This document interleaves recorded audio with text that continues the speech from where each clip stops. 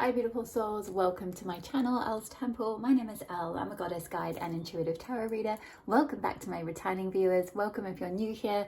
I'm so happy to have you all here. I hope you guys are all doing well wherever you are in the world. So today's reading is going to be all about goddess guidance on your higher calling. So I did a little poll on my community tab a couple of days ago and you guys voted that you wanted more readings about your calling, your soul's purpose, your career, things like that. So I felt guided to do this reading a little bit similar to the most recent one I did with which goddess has a message for you, but more specifically about your higher calling. So I have 3 goddess cards for you to choose from today. And again, I am laying this out with the cards face down so that you can choose the goddess that is calling you intuitively. And I also have crystals for you to choose from today to give you a little bit more support with it. So if you are drawn to this citrine crystal, you'll be pile number 1. If you are drawn to the selenite crystal, you will be pile number 2. And if you are drawn to the sunstone crystal, you'll be pile 3. Timestamps will be below as always. So just trust your intuition. It may be that more than one pile is calling you in because there may be messages for you across more than one pile related to your calling, but just trust your intuition. Have a listen to the channeled messages that I will be bringing through in the introduction to each of the piles, and if that really doesn't feel like it fits, it might be that another pile is relevant to you today. Okay, my love, so only ever take what resonates and leave the rest. I will see you in your pile. Hi there, pile number 1. If you chose the citrine crystal or pile 1, this will be your reading on goddess guidance on your higher calling. So let's start off with the goddess card that you got to see which goddess has guidance for you today on your calling. And you got Goddess Lakshmi, the Hindu goddess of abundance and good fortune. Beautiful. So pile number 1. I'm just going to start with some channel messages that came through when I pre-pulled this card for you, and then we'll move on to, I've got several different oracle decks that I haven't even pre-pulled any cards, so we're going to be doing it live here on camera, which I'm excited to get into, and also a tarot deck for you, the Tarot Cards of Modern Goddesses, and we'll take a little bit more of a deeper look at messages about your higher calling. But what's strongly coming through from this card is that your higher calling is something in relation to abundance and fortune, whatever that might mean for you, which of course that can be very different for different people. For some people that could be money, something related to money, finances, possibly working with people to support them financially or helping them, you know, it could be even in a specific job or career path, like working in banking or working in investment or working in finances, maybe working with people to help them with budgeting or with managing their finances or managing their assets or something like that, or creating stability for themselves. You know, it could be on any end of that spectrum, from working with people who are maybe struggling, you know, maybe who don't have a lot of money and are struggling to, you know, maybe they're in debt or something like that, and you help them with creating a plan to get out of debt or something like that. That may even be something you do now for a job or something you've done in the past. I feel like some of you, I'm hearing like you're trained in this in some way, whether this is like specifically through jobs you've done or a career path you've chosen in this lifetime, or whether it's like your soul has trained for this even in past lifetimes through certain experiences or certain, maybe, yeah, certain callings, certain paths that you've gone down in previous lifetimes that have sort of trained your soul for this experience now in this lifetime, where you're here to kind of help support people with an economic stability in some way, or material security, material stability, financial stability, growing their wealth or growing their, growing the support that they can receive from the universe. So, you know, that could look like I said, a sort of traditional perhaps job, you know, in financial advising or banking or something like that, or something in finances with people across any end of the spectrum, from, you know, people who are struggling and helping them with debt all the way through to people who are perhaps, you know, already getting a certain income or wealth, and you're helping them with like finding ways to invest it or something like that, or to protect their wealth. So it could be traditional paths, certainly like that, but I also feel like what it could look like too, or what you may have, what this path may evolve into, is something not necessarily spiritual. I feel like it's still kind of dealing with things on a practical level, but perhaps the advice might be a little bit more, I guess, energetic. Is what I want to say. It's like, perhaps, for example, it could be working with people to help them break generational curses, like a generational curse of around poverty, or ancestral vows of poverty, or like, past life vows, they've taken as a monk or something like that to renounce, money and abundance and all that kind of thing. I feel like maybe for some of you, you could be called to step into working with people to help them kind of break those curses, to kind of do that energy work, that deeper work around money, to kind of like work with them with their frequency, with their vibration, like sort of like I guess like a coach or a wealth mindset expert, or manifesting expert, or something along those lines. Or guide, you might not think of yourself necessarily as an expert, but it could be just giving people guidance. This could be the sort of thing that starts out very organically, where like you seem to have worked out a way to kind of tap into a certain vibrational frequency, or to have kind of healed those things in yourself, or maybe you've done certain energy techniques and things like that, and you've noticed a certain flow of abundance starting to come in. I'm hearing something to do with meridians, so it could be chakra work or meridian energy work, tapping, EFT, emotional freedom technique, or some kind of tapping, something like that. It could be that you've worked with these things in the past. I just saw 4-4 on the clock, so 4s are all about stability and security and foundations, and 4 + 4 in numerology adds up to 8. And the number 8 is all about abundance and manifesting. So yeah, I'm kind of getting that double message now, that confirmation about manifesting, being some kind of manifesting guide, or supporting people with, opening up to their power to be able to manifest things for themselves, especially, in the economy the way it is, in the world with the economic system.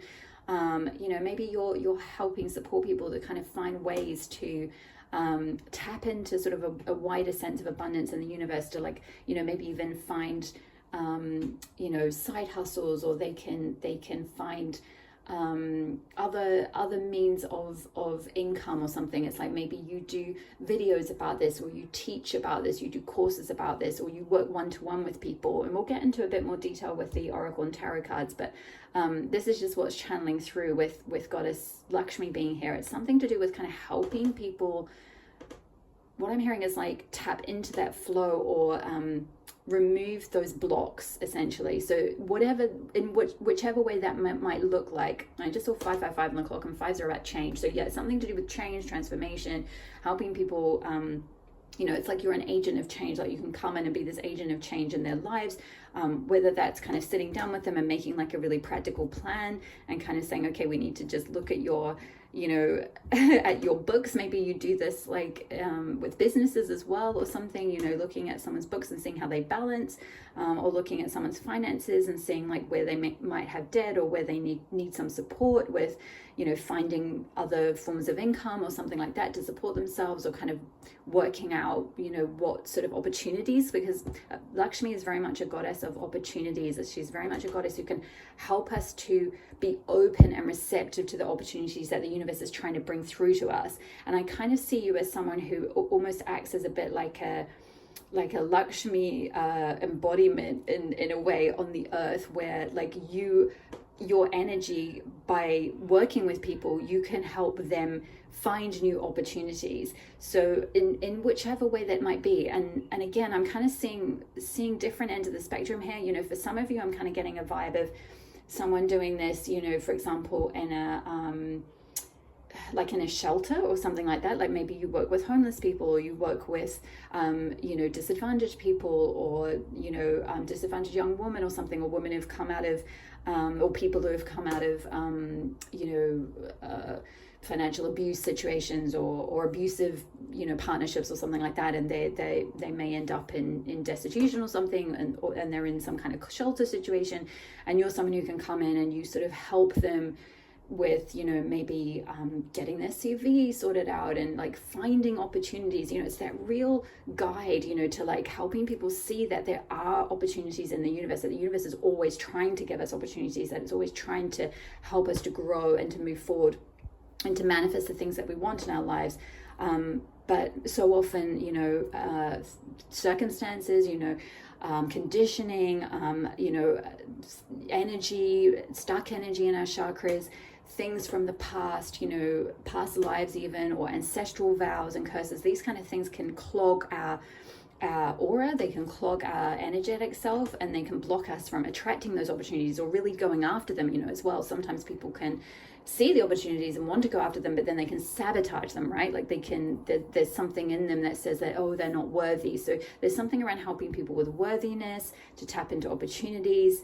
And yeah, again, it could be across the spectrum. It could be working with some people who are very, they don't really have any other support, that, you are this guide for them. You're this person who can like really help provide that solace, that support. Like there's I'm kind of seeing someone, kind of working.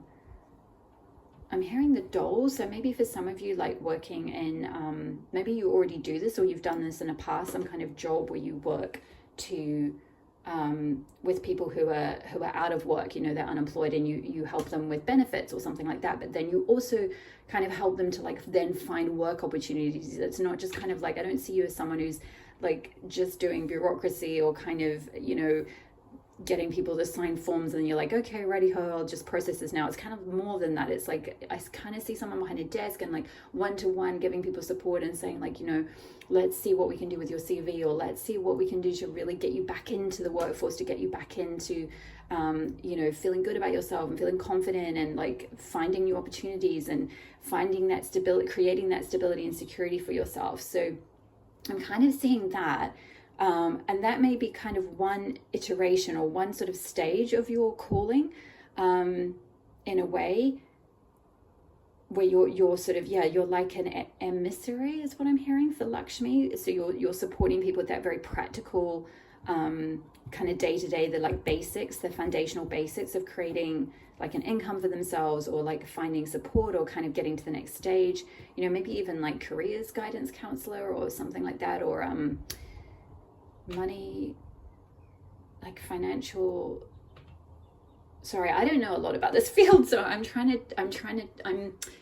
clairaudiently hearing messages and I'm trying to translate them, because I don't know a lot about finances or investment. But it's kind of something related. This is something I should learn about, but it's something like it could be also related to giving people like investment advice. So I guess for people who do then have a job, maybe for some of you you're working in some kind of field where you're giving people some kind of investment advice or something like this, which I feel like this is what I'm kind of getting is like this, and what I'm hearing is this is a necessary stage for you. Like, so maybe for some of you, you don't necessarily feel like, if that's the sort of thing you're doing now, you may not feel like it is your soul calling, but I feel like you're learning very necessary skills, or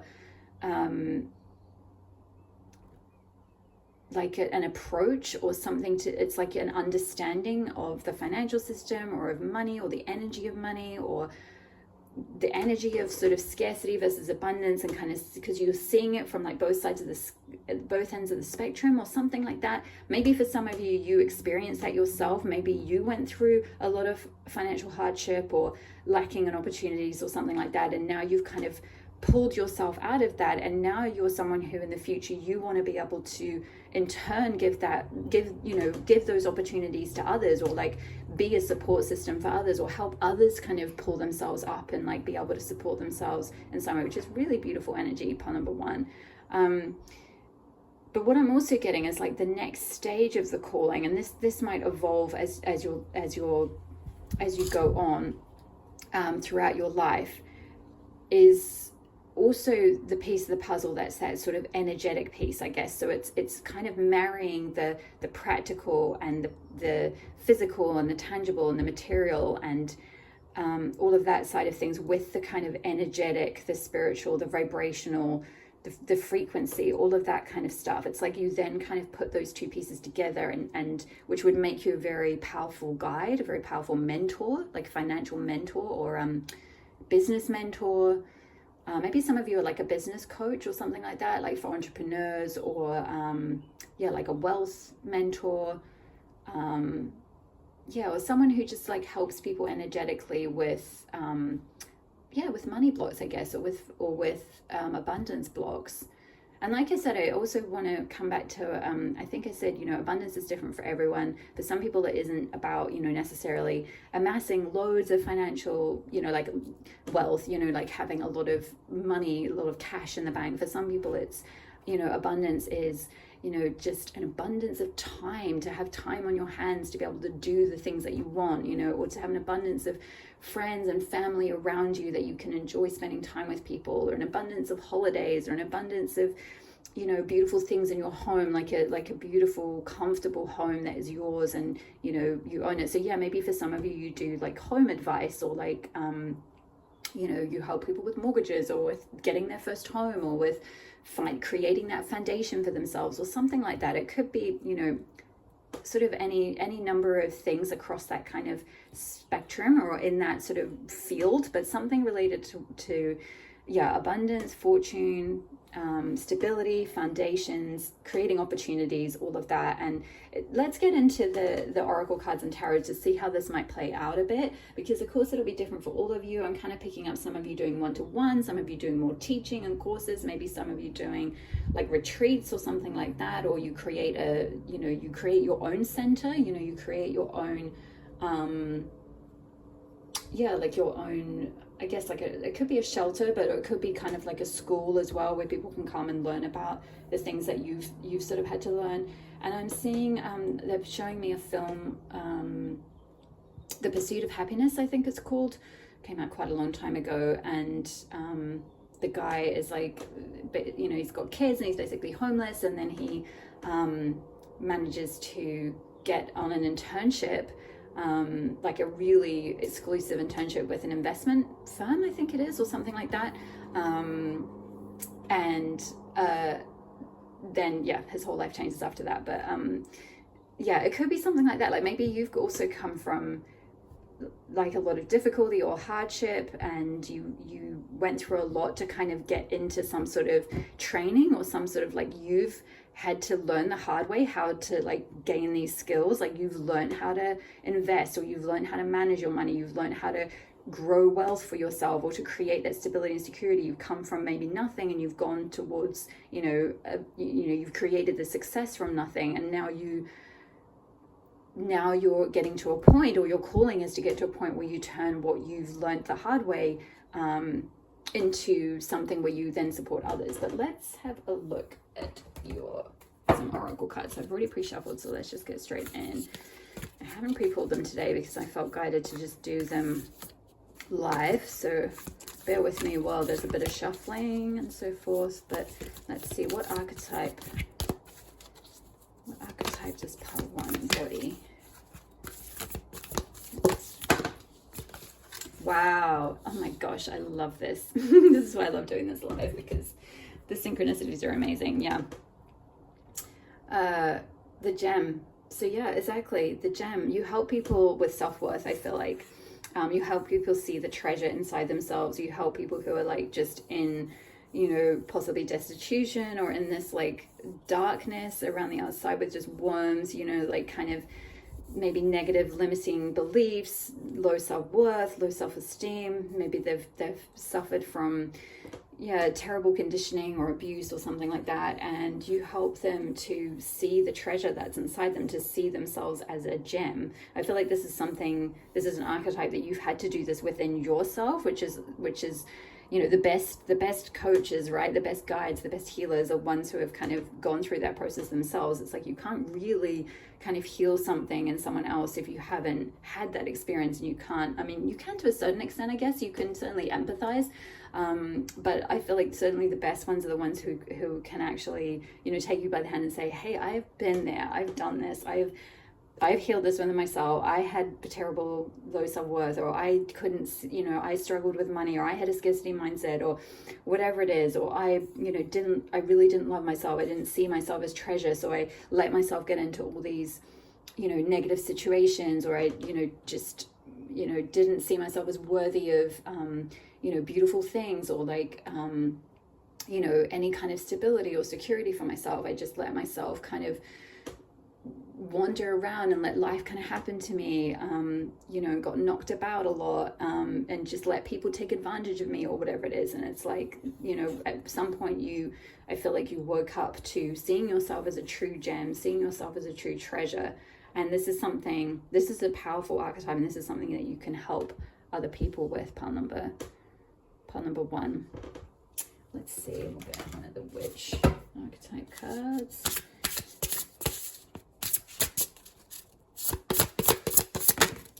Wow. Okay, the scholar, card number 6. Okay, so yeah, I'm getting something to do with teaching. Maybe this is something that you write about. Maybe some of you have a blog, or you're feeling called to, or this is confirmation. If you've started thinking about, hey, maybe all these experiences I've been through, all this hard work I've done to heal my self-worth, all this hard work I've done to heal my blocks to abundance, or my money scarcity issues, or my experiences with going from poverty to, you know, a certain level of stability, you know, maybe that's something I can teach. Or, you know, if you haven't kind of come from that background, but you've gone through certain roles, certain jobs, certain career paths where you've learned a lot about money, you've learned a lot about finances, you've learned a lot about investing or entrepreneurialism or business or something along those lines. It's like you've learned certain skills about, you know, money or assets or, you know, investments or something like that, and protecting those.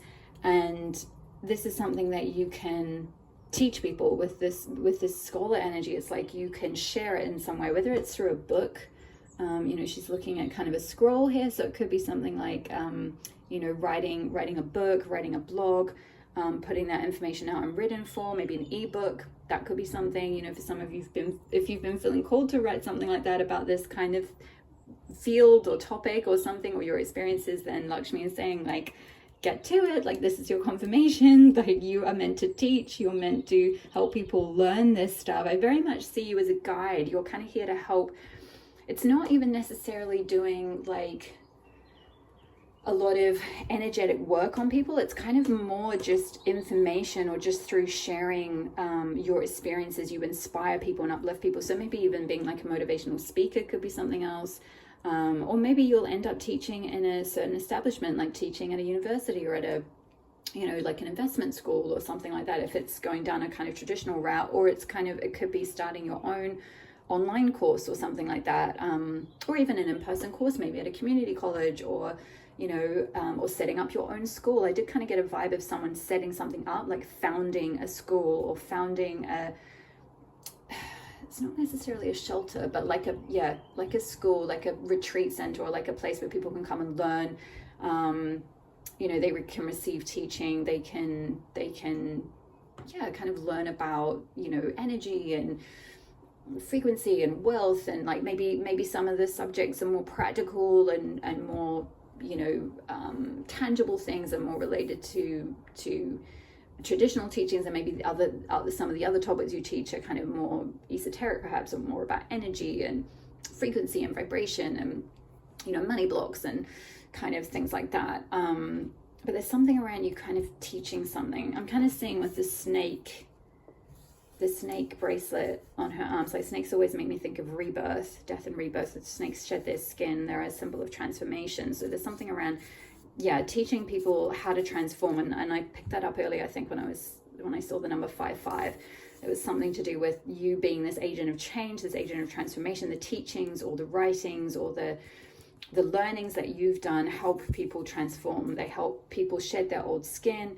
You know, this kind of worm identity is like, oh, I'm just another worker. I have to like go to work and exchange my time for money and earn minimum wage, and I'm never going to break out of this cycle. Or like, oh, I'm always going to be, you know, my whole family was always poor. There was a lot of poverty stretching back through like every generation. Like, I'm destined to be poor, you know, I'm destined to struggle with money or something like that, you know, and you kind of, your teachings kind of help people break out of that and see the treasure within themselves. Beautiful. I love this energy. Who are you, pile number 1? Can you comment below if you already are teaching something?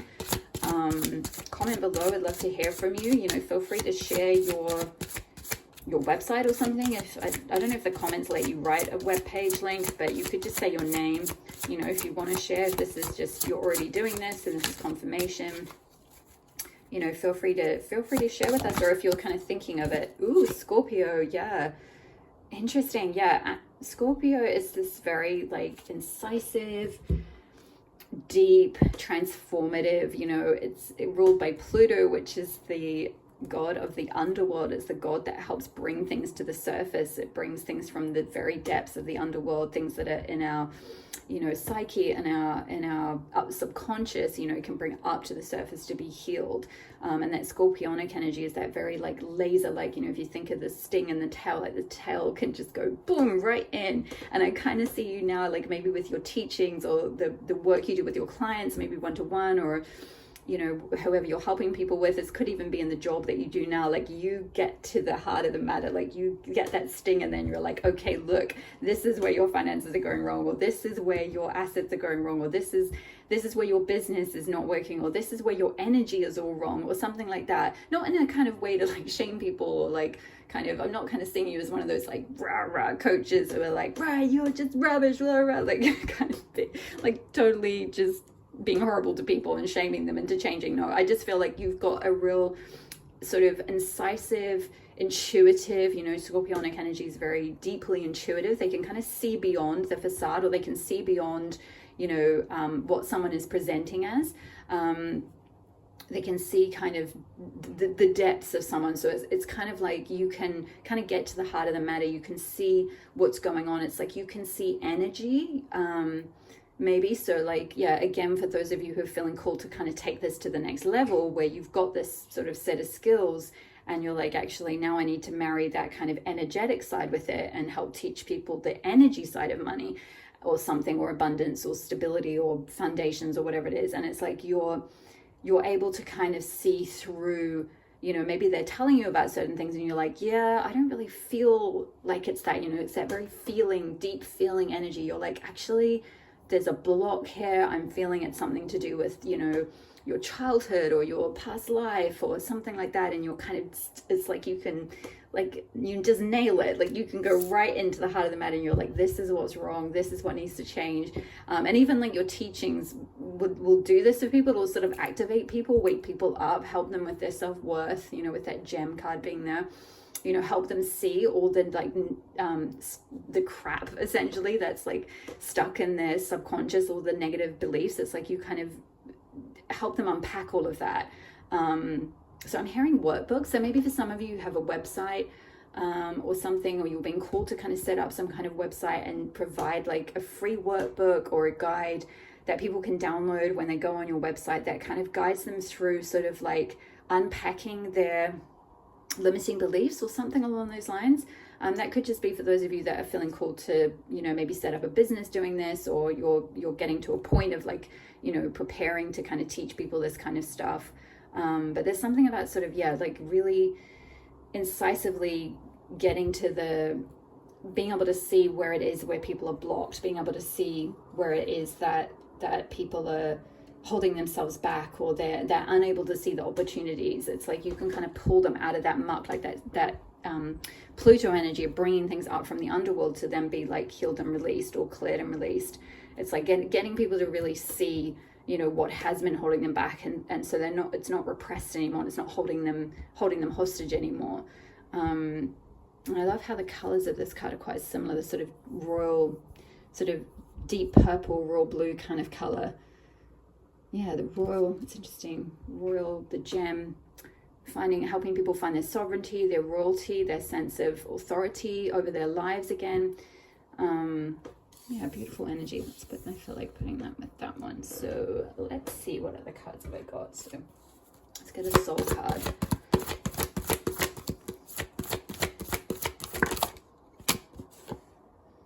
Oh yeah, wow, okay. I'm seeing this as energy work, as someone doing, maybe for some of you, you do this with your hands. This could be something you do like energetically, like through Reiki or something like that, or it could just be like, because I'm just seeing this like swirl of energy coming sort of around your body and then out through through this figure's hands, and it's green energy as well, and green is the color of abundance. And also the scholar here is wearing a green dress too. So yeah, I meant to say green is the color of abundance. A lot of currency in a lot of countries is the color green, and it's linked with the color of, you know, trees and nature and all of that, which is literally the, like, nature's abundance. So there's something around like you being able to send abundant energy like through your energy system to people. So yeah, for some of you it's more scholarly, for others, and more sort of perhaps teaching. For others of you it's perhaps more energy work and one-to-one work and sort of clearing healing blocks, like doing something with your hands, like kind of clearing energy. Maybe you kind of get into people's energy field and you can kind of like scan them with your hands, or with just your own energy field. You can kind of see it with that scorpionic energy, and you're like, oh wow, yeah, they've got a lot of blocks in their sacral chakra, or in their, you know, whatever it is, in their root chakra, or something like that. And you're able to kind of like clear that and kind of send them more abundant energy, send them like healing energy. Wow, yeah, really beautiful. I love how like both this figure and this figure is they're both wearing, and actually Lakshmi as well, they're wearing like these drapey dresses. So maybe some of you might dress like that, or maybe in the future when you do this kind of work, you'll be dressed in this very like sort of goddessy, regal kind of you know, comfortable floaty dresses or something like that.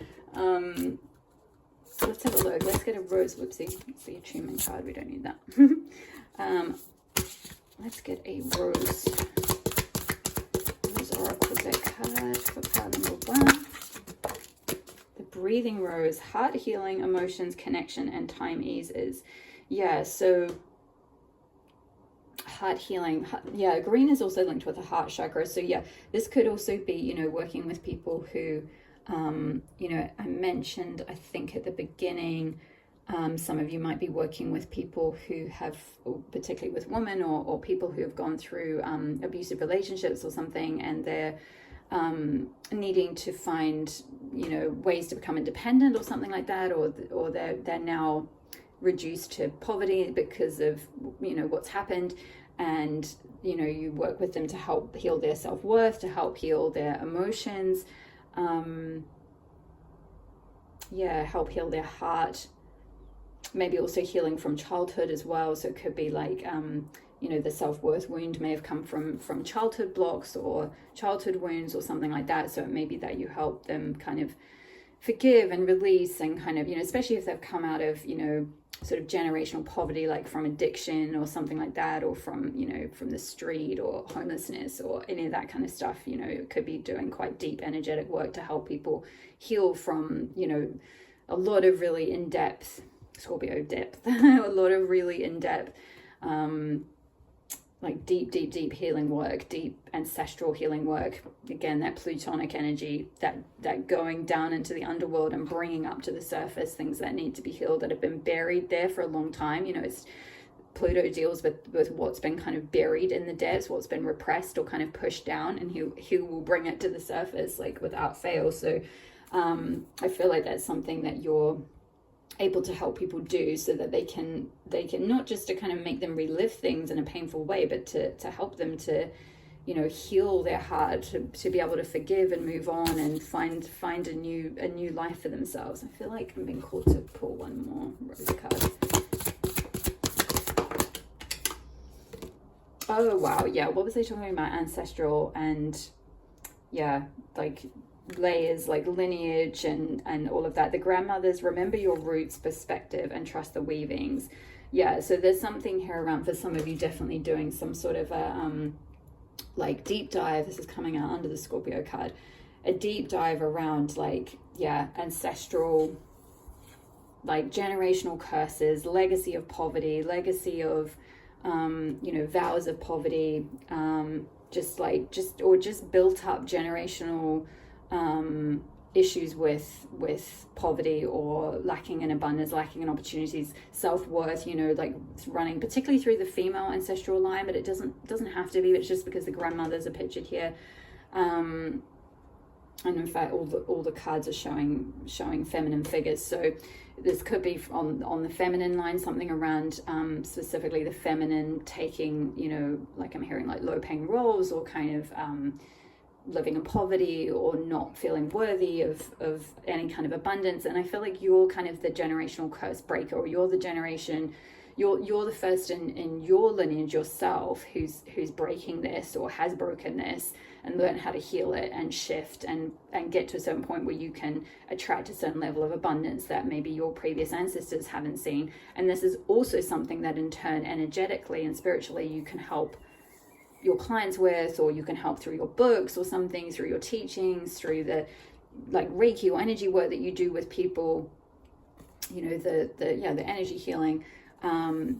You help them to heal those sort of ancestral blocks, those ancestral wounds,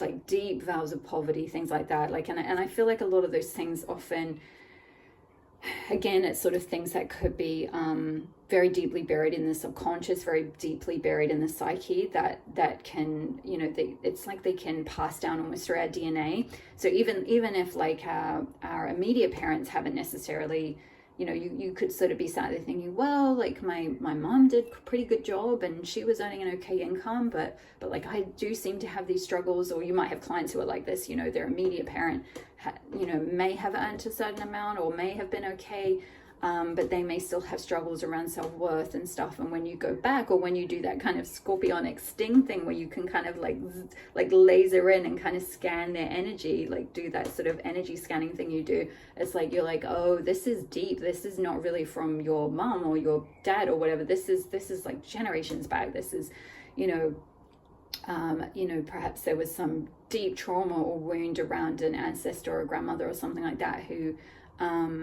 you know, maybe they had all their money taken from them or something like that. I don't know. You'll kind of know from like the type of thing you're feeling called, the type of sort of people that kind of, you know, it's like your vibe attracts your tribe, right? So like whatever it is that you've been working with in your own lifetime, whatever themes, whatever issues, whatever wounds, whatever transformation you've done, you know, whatever you start to put out there, you'll just start to magnetically attract the people who are like, you know, who need your work, who have these kind of blocks or have these issues. There's something where like it's like a soul magnetism thing. It's like their psyche kind of knows that you're able to kind of like do that digging work and kind of bring things to light or heal ancestral wounds. But yeah, there's something around like breaking generational legacies, or breaking generational curses or wounds or traumas, or deep inheritances around, you know, like vows or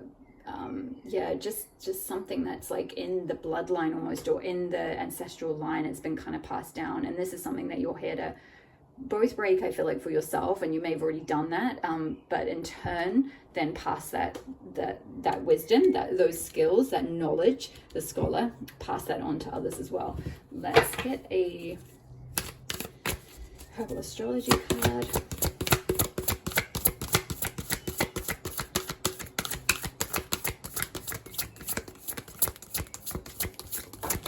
Ooh.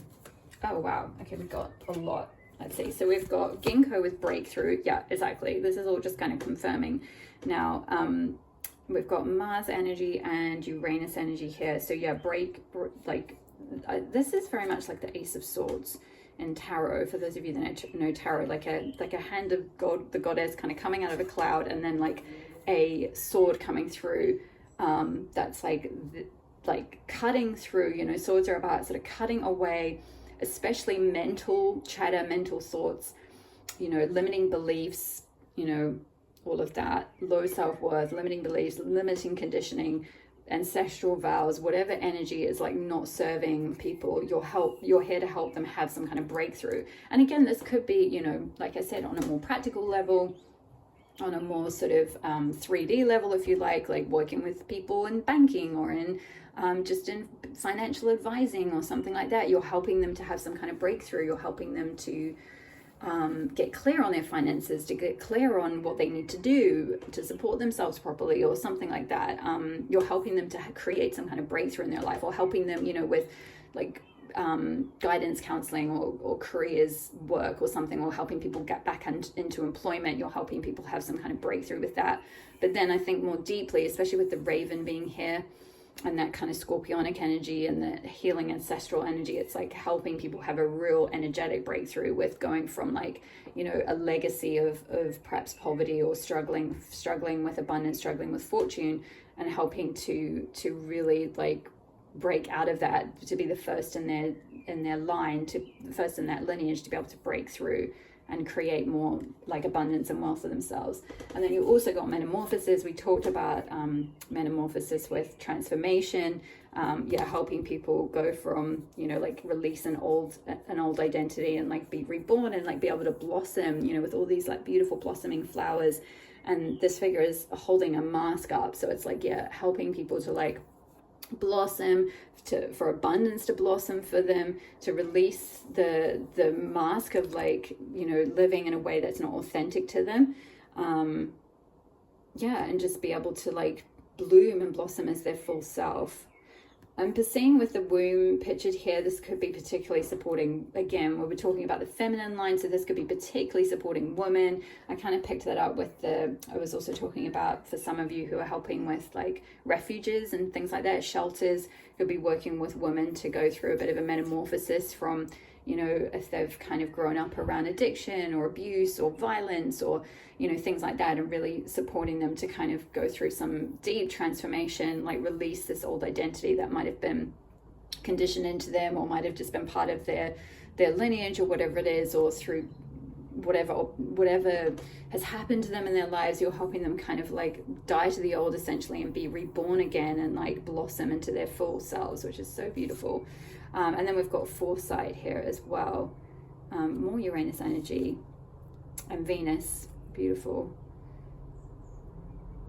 Yeah, I'm just seeing that this is so interesting. It's like, I'm seeing this as like a little story. Like if we take the breakthrough card here, it's like you give people the clarity, you kind of do that work of like, you know, that scorpionic work, you kind of scan their energy, you go in, you're like, okay, this is where these wounds have come from, this is what needs healing, with the healing card there, this is what's holding you back, these are the negative limiting beliefs that are holding you back, you know, this is what's going on in your subconscious or in your energy field or in your chakras or whatever that's holding you back. You give them initially that breakthrough, that clarity, that sort of clarity.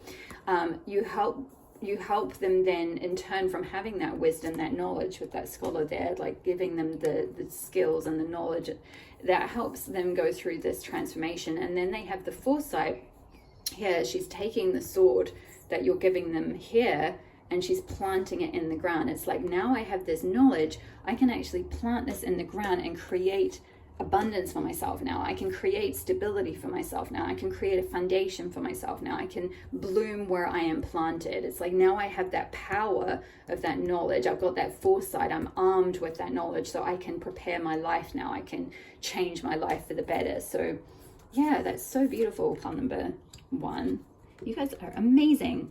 Let's get a little bit of tarot to finish up. Whew, it's going to be quite a long reading. So I'm shuffling this. If you guys are enjoying the reading, if it's resonating for you, if you can like the video, comment below, or even just an emoji if it's resonating. It really helps me out so much, more than you could ever know.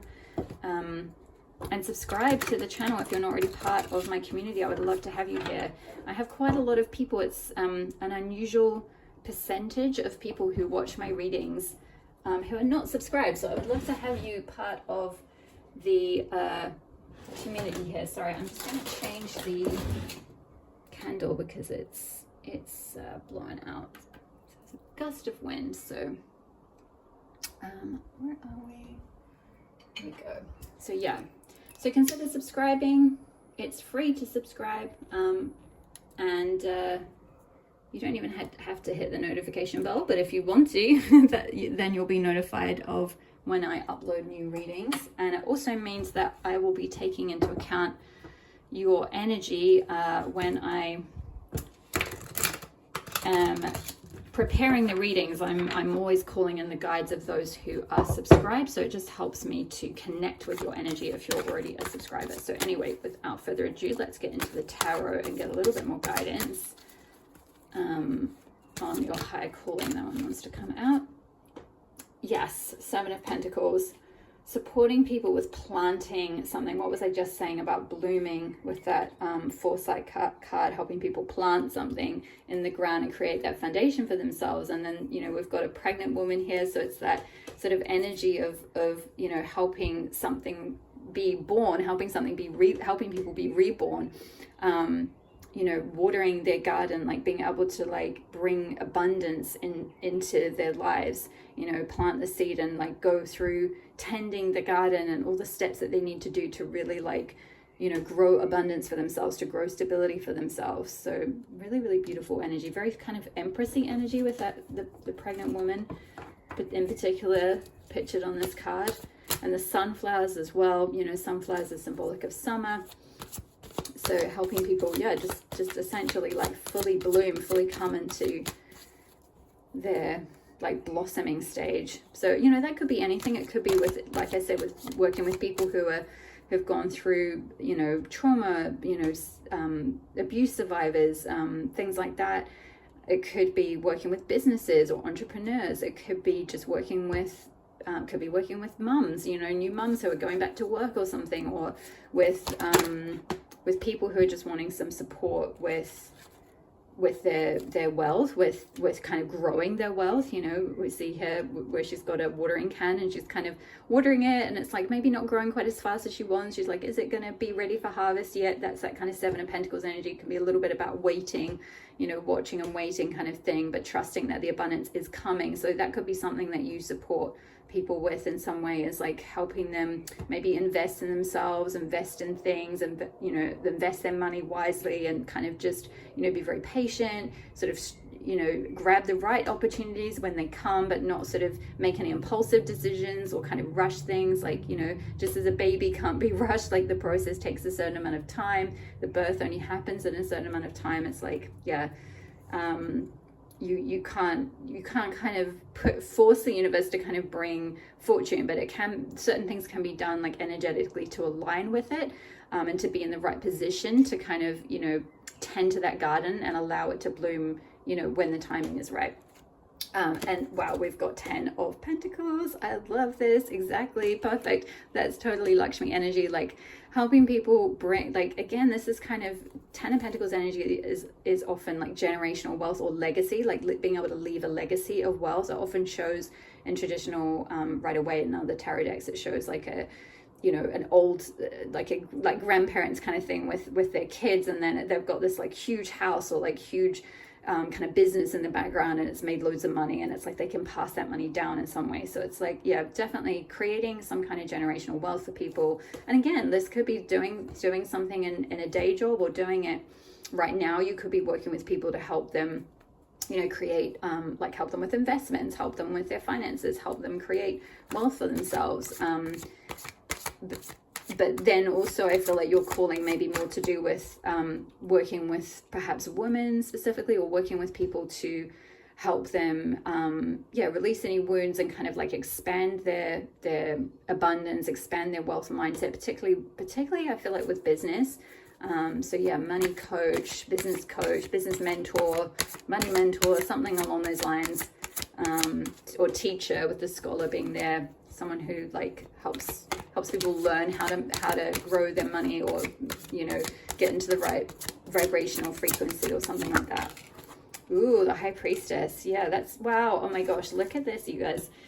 So I love doing this live, because you see the synchronicities in action. So we've got Scorpio energy here, and then we've got the symbol, the little scorpion here on her dress here, pictured in this tarot card of modern from the tarot cards of modern goddesses, with the High Priestess. And we've got this sort of pillars energy, and with the scholar, the High Priestess can be, you know, related to possessing wisdom, possessing, you know, sacred teachings, possessing, you know, learning that you know is kind of secret in a way. It can be like, you know, that High Priestess energy can be kind of secretive energy, or like the mysteries you know, feminine mysteries or feminine wisdom, or like the secretive energy or something like that, secretive teaching. So it could be something to do with like this money stuff that you end up teaching, or this energy work that you end up doing, this work where you help people find breakthroughs. This could be something that has been maybe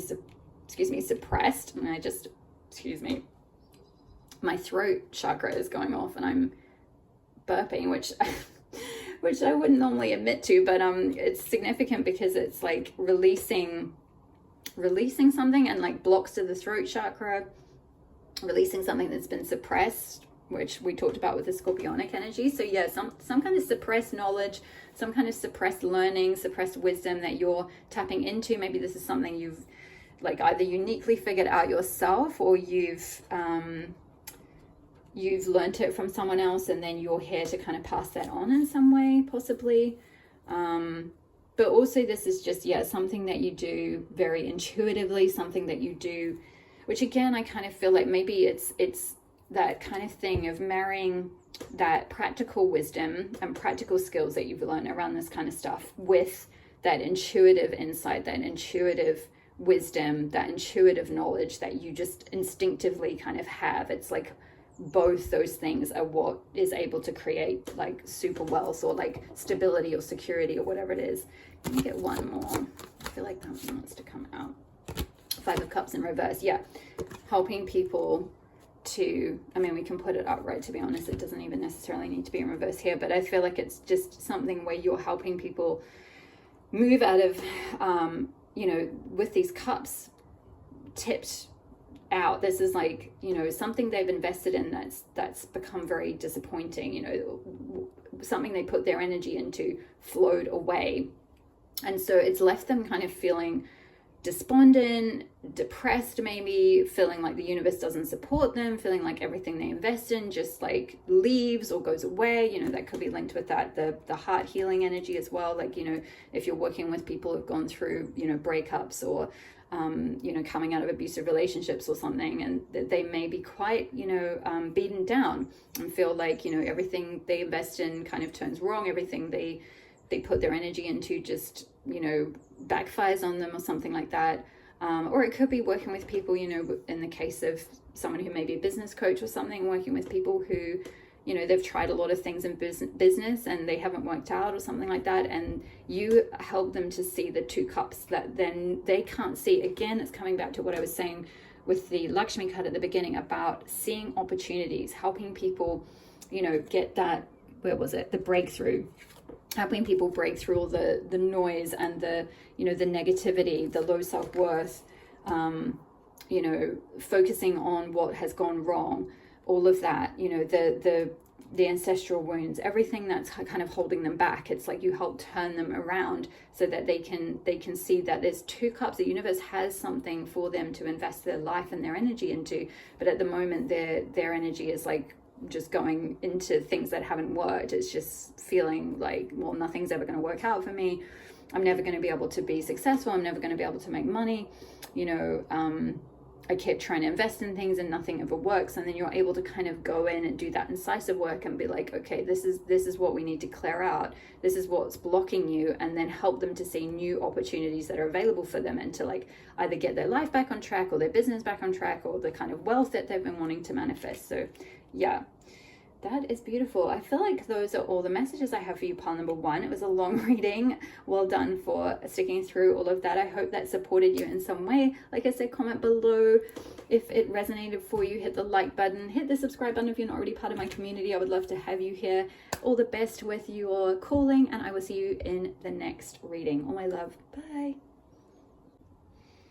Hi there, pile 2. If you chose the selenite crystal wand or the second card, this will be your reading on goddess guidance on your higher calling. So I'm going to start with introducing the goddess card that you chose, and some channel messages that came through from your goddess about your calling, and then I'll be live shuffling some oracle cards and some tarot to get some more in-depth guidance for you. So let's begin with the goddess that you chose. You got Tara Bleu, or Blue Tara, who is a Indo-Tibetan goddess of unity and consciousness awakening, and transmutation of anger.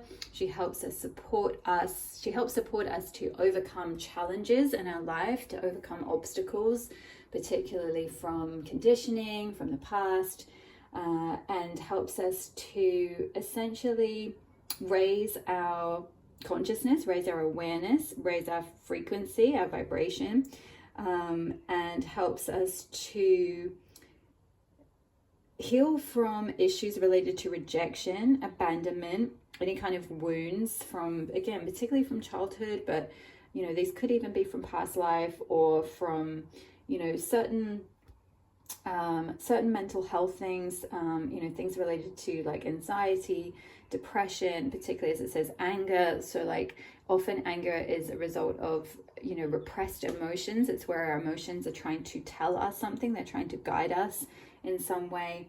They're trying to give us information about where we might not have stood up for ourselves, like where we might have ended up not voicing our boundaries, or not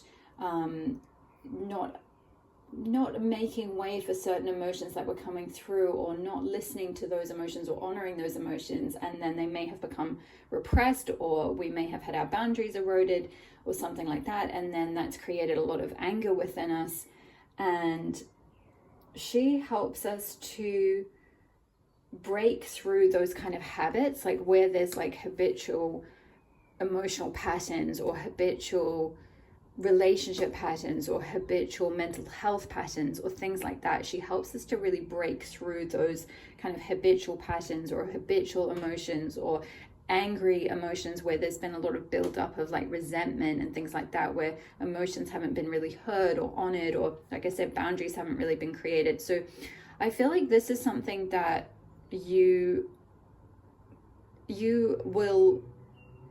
have had to maybe go through this in your own life with transmuting something. Maybe there's been something in your own life with your own emotions. Maybe you've held a lot of anger against a certain parent figure, or against authority figures, or against, religion or school or something like that, or a relationship, and you've had to sort of heal that. You've had to transmute that, you've had to work through it and process it and alchemize that energy into power, into wisdom, into knowledge.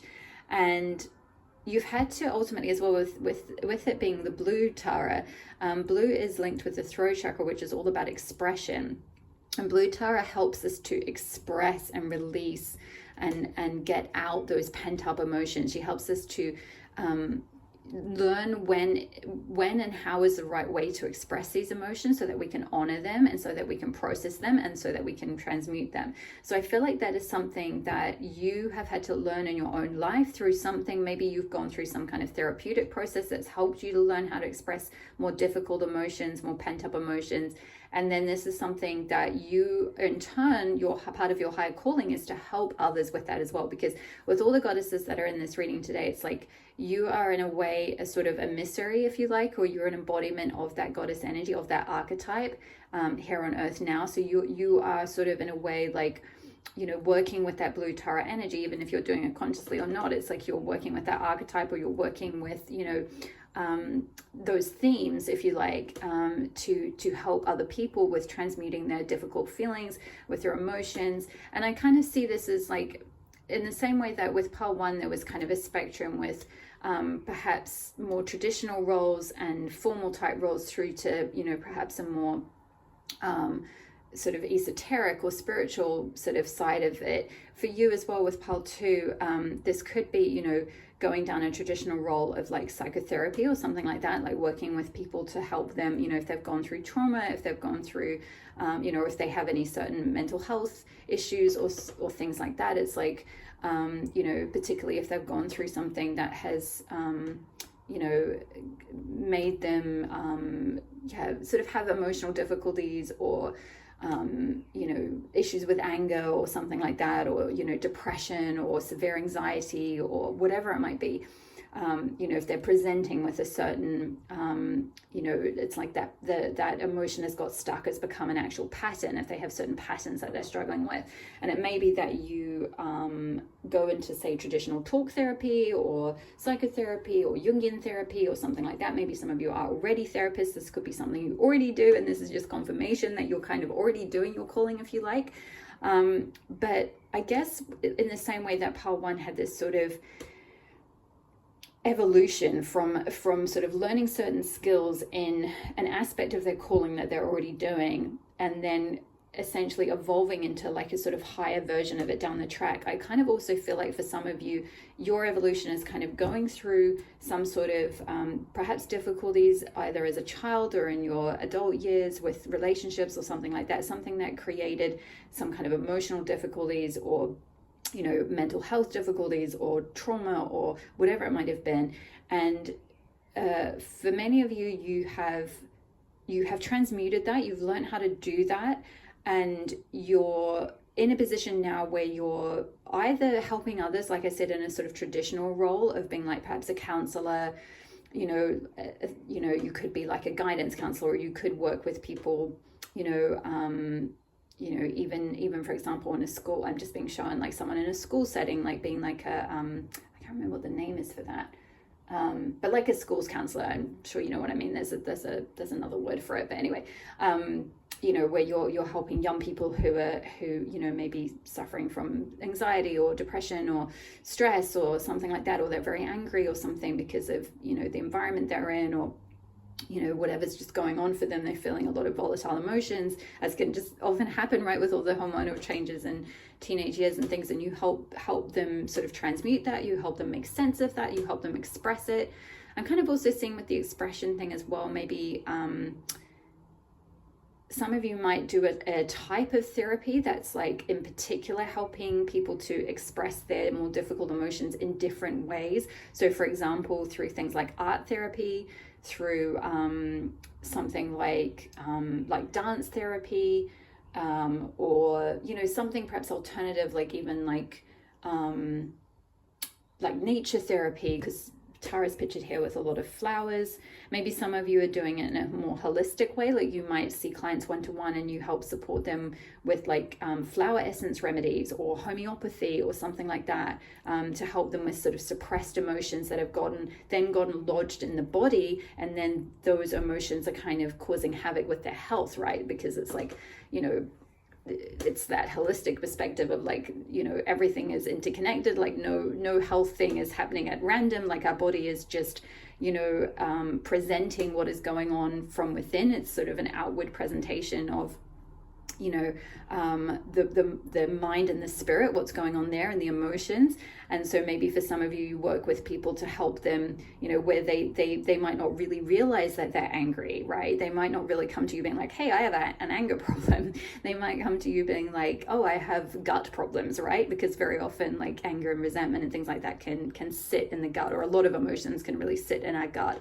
And so then you kind of work with them with, you know, homeopathy or with herbal remedies or with flower essence remedies or something like that, to kind of like get to the root cause of like what is causing these issues in their health. You know, what is causing them to, you know, maybe they've got you know, brain fog and chronic fatigue. It's like, well, where has that come from? And like, you know, has there been sort of ongoing depression? And, you know, where's that really stem from? Like what emotions have been kind of buried in the body or pushed down or something like that. So it could be on either side. It could be kind of something that you're doing somewhat traditionally, or kind of like talk therapy, psychotherapy, things like that. Or it could be more holistic, or you could be training to sort of do something more holistic with people. It could be something you're very interested in. You could take this as confirmation if you're thinking of studying something like that and wondering if it's your calling. If you've been called towards this message today, then that could be your confirmation. If you've been really called to learn about that kind of thing, or train in it, or get your certification in it, or go ahead and start working with clients, that is what you're meant to do. You are here to help people transmute these emotions, transmute their patterns, to, you know, create those breakthroughs for themselves, to like break out of habitual things that are keeping them stuck, and find essentially to like heal mind, body and soul, to find what's the word I'm looking for? Like balance, I guess, balance and equilibrium again. To find a way, if a healthier way to express their emotions as well, like especially if they are either swallowing them or repressing them or kind of they're turning aggressive in some way. You know, I'm kind of seeing someone helping, you know, say for example, supporting teenagers who might be kind of getting into, you know, violence or drugs, or, you know, they're sort of turning to more physical or aggressive ways of kind of managing their anger because they don't know what to do. They literally can't process those emotions because they've gone through so much, like say trauma or really difficult things that they can't speak about. And so again, it's something to do with like kind of helping people, to heal and to really transmute this, to step back into their power, to like be able to manage themselves, to be able to manage their like whole mind, body, spirit, to not be so held back, to not be kind of held hostage by these emotions or these states or these, you know, like states of depression or states of anger or resentment or whatever. It's like you can help them kind of break out of that. It's like Tara, as a goddess, she helps us to essentially reach high levels of enlightenment. She helps us to break free from things that are, you know, from all the kind of it's not really sins, but like all the, I guess all the like difficulties, all the pains, all the you know, all the kind of negatives of the world. In a way, she helps us to kind of like peel those back and like release them and transmute them, as it says. So let's get a bit, I feel like that's all the channel messages. Let me just tune in and see. Yeah, I'm seeing as well with the third eye here. I feel like, again, this is this sort of higher evolution of your calling, where there's something around using your intuition more and more in how you do this work. I feel like maybe for some of you, you might have either gone through certain experiences yourself where you've gained a lot of skills and knowledge and wisdom regarding this. You may have studied something in this sort of field. You may have done certain trainings or certain courses or certain certifications. Like if you are, you know, a therapist, you might have had to have gone, you know, down obviously and got your sort of official degree and all that kind of stuff. And, you know, you have to have, you know, all those you know, formal, all the paperwork, I guess, if you like, to allow you to kind of be able to work one-to-one with clients and everything. But I kind of feel like your higher calling, or where your calling might start to evolve as you go through life, is essentially working with people on a more intuitive level. And it doesn't mean you necessarily throw everything away that you've been doing before, that you don't use any of your skills and knowledge. I feel like that was all those things that happened and all those things you've learned were all relevant and they were all part of your calling. But now there's something around sort of it like you working from a more intuitive place. You doing a lot of this, you know, with the third eye being open there. It's like you doing this from a very like spiritually awake, very spiritually aware place, where you're able to just kind of see, you know, exactly how to heal someone, or exactly what, you know, what needs to be done. It's like you can work in a just in this really like beautiful, intuitive way, this very instinctual way. And that might not be something that necessarily gets taught, but it's something that kind of you just have naturally because of everything either you've gone through personally, or like just through your own, say, spiritual awakening. This is just something your soul is here to do. I'm also getting with the blue as well. Blue Tara in particular is linked with the star system Sirius. So some of you may identify as a starseed, and some of you may, if you are a starseed, you may feel very connected to the star system Sirius, because Blue Tara has a strong connection with that star. So yeah, often if you are a starseed, right, you will have gone through, usually starseeds, empaths, light workers have very often gone through a lot of difficult things in their incarnation, an ascended sort of life path journey, where in order to kind of like awaken and go through unlocking all those spiritual gifts and skills and things like that, especially like, you know, an awake third eye and like being able to work intuitively and very psychically, that usually comes off the back of like, you know, going through some very difficult life experiences, as like part of the sort of earth school learning, if you like, or as a part of a sort of initiation process and unlocking those soul gifts that your soul came here to work with on the earth as a starseed. So don't worry too much if you don't know too much about that. If you feel drawn to learning about that, you can. If you don't feel you identify as a starseed, that's totally fine. It doesn't mean the reading's not for you. That's just one extra kind of confirmation. And also could be part of this evolution where maybe for some of you, you may start working with more and more starseeds. You know, it's like that whole, I talked about this in part 1 actually, your vibe attracts your tribe, and like who you start to attract into your circle, you'll be amazed that most of the people have gone through very, very similar things to you, and that there might just be, you know, say a few stages back, and it's like you've gone through a certain awakening, you've gone through a certain a certain sort of spiritual path, a certain initiation. You've had to transmute a lot, you've had to go through a lot of healing, because you've gone through a really intense, you know, life path journey as a starseed here on earth to kind of, you know, relearn about the sort of density here on earth and everything like that. And I kind of very much feel that for you, for many of you, you've had to kind of experience kind of firsthand, you know, painful things, you know, potentially painful wounds, potentially very painful behavior from other people around you. I'm so sorry you went through that, but I really feel like for most of you, Part 2, you've kind of, you've moved on from a lot of that. Now you've healed a lot of it. You know, of course the healing process is not a linear thing. It's not something you just finish one day and then you're like, okay, I'm done. Because if you did, you would literally not be on earth anymore. You would literally vibrate off this planet, because your earth school learning would be completely dumb.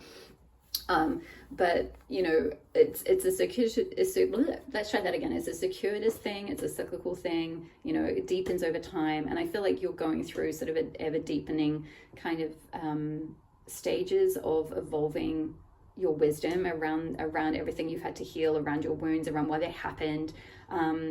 You've picked the selenite crystal as well, which selenite cleanses negative energy, it cleanses the aura, it cleanses all other stones around it, and it's also associated with forgiveness as well. So it can really clear and transmute, you know, negative energy that's holding on to your aura or holding on to your energy system. And I feel like this is something that you've had to learn to do yourself, and something that you can also help potentially others, whether they're starseeds or just people who've gone through, you know, difficult experiences and have a lot of like anger, or are finding it unable to forgive because it might be something really, really horrendous that has happened to them. You know, this could be like survivors of war crimes, or you know, rape, or you know, extremely, like I'm kind of seeing sort of the extreme end of, you know, working with people in this sense, like really helping people transmute a lot of heavy stuff or a lot of very difficult and painful experiences. Certainly for some of you, maybe working on a more, you know, day-to-day basis, like taking clients, you know, from the street. But again, it's that vibe attracts your tribe. Like whatever you've gone through, whatever you've had to transmute and process, whatever you've had to heal from, essentially, whatever wounds you've had, it's very, very likely that without you necessarily needing to do anything or even specifically talk about those specific experiences, you will just vibrationally attract the sort of people, and they'll start opening up to you, and it'll be like, wow, you know, their story is so similar, you know, maybe the circumstances are a little bit different, but they've had such similar kind of wounding or such similar experiences to you. So let's get into the oracle, because this has already gone on really long. I didn't realize there were going to be so many channel messages, but let's have a look. We can get some more guidance for archetype. Archetype just pile. I feel like that one wants to come out. Wow, yeah, Anima Mundi. Yeah, this is like spiritual awakening, like seeing, and I'm just sort of seeing with the anima, you know, that reminds me of the sort of Jungian concept of like the anima and the animus, the kind of inner. I don't know a lot about this, to be honest. I haven't learned about Jungian therapy, but from the little bit I know, I think there's like the anima and the animus, and one is sort of the feminine self and one is the masculine self, or something like that, or one is the inner self, and one is the sort of higher self, one's the ego, one's the sort of soul. Yeah, I'm just kind of seeing this as like kind of the circles, as I'm reading this as like lifetimes, where like each lifetime the soul incarnates in, and they have to like transmute certain soul lessons, and then they can't reincarnate again, and they transmute even more, and then they come in again and transmute even more and more and more, until eventually they clear themselves of like all their soul karma, and then they're just this like enlightened kind of Buddha, enlightened being, as it shows in the middle there with the kind of sun behind and the sort of star in the place of the face, where we were just talking about stars and star seeds. So sorry about that, you guys, something just fell onto the table. So yeah, it's like where you help people to kind of like clear any of the sort of negative karmic buildup, or like negative emotional buildup, negative soul imprints and things like that, negative energy. You help them kind of clear from all of that and like return to this like true soul self, this true kind of spiritual self, like the center of their being. Maybe for some of you, this is like, I'm just kind of seeing this person sitting in lotus pose, and Goddess Tara as well. She's connected with the lotus as well. There's something around like sitting in lotus. So maybe for some of you, you help people do this through meditation, or some kind of like, or yoga even, or some kind of, because yoga can definitely transmute negative emotions. You know, it literally is, yoga is to yoke mind, body, spirit. So through the breath, and through particularly certain types of yoga like Kundalini yoga, you know, the breath of fire and all of that kind of work, it can very directly and consciously work with like purging out negativity from the body and all of that. So it could be doing something like through yoga, meditation, transcendental meditation, something like that maybe. But I feel like for more of you, it's kind of working in a sort of therapeutic way, or maybe you do both. Maybe it's like yoga therapy, or you're sort of both trained in yoga and meditation and sort of certain spiritual disciplines, energy and things, as well as like kind of some kind of expression therapy or something like that. Let's look at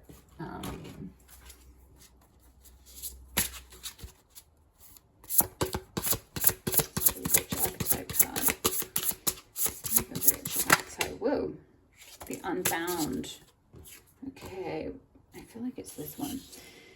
Card number 26, the Unbound. I am not familiar with this card, so I'm just going to read it because I feel like there might be a specific message. I haven't pulled this one before for any of the readings, so I read about it when I sort of was familiarizing myself with the deck, but it was a while back. So let's just read out. So we've got freedom, ambivalence, mirth, and candor. She dreams of the green depths of the river and of the cosmic anaconda swimming smoothly in its current. As she dives in to join her, she realizes her body is that of an otter. This playful animal lives between land and water, just as a shaman lives between the human world and that of the spirits. So the shamanistic thing is standing out. So maybe for some of you, this work that you do, this transmutation work, is very shamanic in nature. You act as like a guide, a priest, a shaman. You know, you're able to like connect with the spirit world, to connect with the person's ancestors, or their totem animal, whatever it is that wants to come through. And then you're able to help sort of get to the root cause of some sort of emotional disturbance or energetic disturbance, or difficult emotions or pain or something like that, and help them to then like release that from their soul, from their spirit. The process of making a clear outline can offer clarity, but it can also be constrictive. And so the Unbound represents our ability to think beyond limits. Rejecting definitions can be freeing once we overcome the feeling of disorientation. Interesting. It's talking about this particular witch was born in Ecuador in 1931. So maybe some of you might be connected to somewhere in South America, or Ecuador specifically, or something. She was a shaman and called the Amazonian forest her home. She had a deep knowledge of the use of, sorry if I butcher this, plantas maestras, sacred plants, and had mastered the ability of puriku, the act of traveling between worlds. Yeah, so maybe for some of you, I did speak about, like with the flowers, there's some kind of flower essence therapy, or homeopathy, or herbalism. It could also be, like doing sacred plant initiations, I believe it is, like ceremonies, plant ceremonies, ayahuasca, or various things like that, which I believe, I haven't done that, and I don't know a lot about it, to be honest, but I believe someone can comment in the box if you want to share below if you know about this. But I believe there are certain sacred plants like that can help with transmuting, difficult emotions, difficult life experiences. That can help you to sort of purge them, and they can end up sort of coming out of the body in various ways, like through crying and vomiting and various things like this, to kind of help get it out. help transmute the energy. So maybe for some of you, it won't be for all of you. For some of you, I feel like it's kind of, you know, talk therapy. For others, it's maybe homeopathy or some sort of health type, holistic health aspect. For others of you, it could be this very shamanic, this very deep and shamanic transformational, like I'm hearing like trance journeying. So maybe it's like working with clients, helping them go into a trance, and then you can help sort of get to the root cause of what is afflicting them or something like that. Very interesting.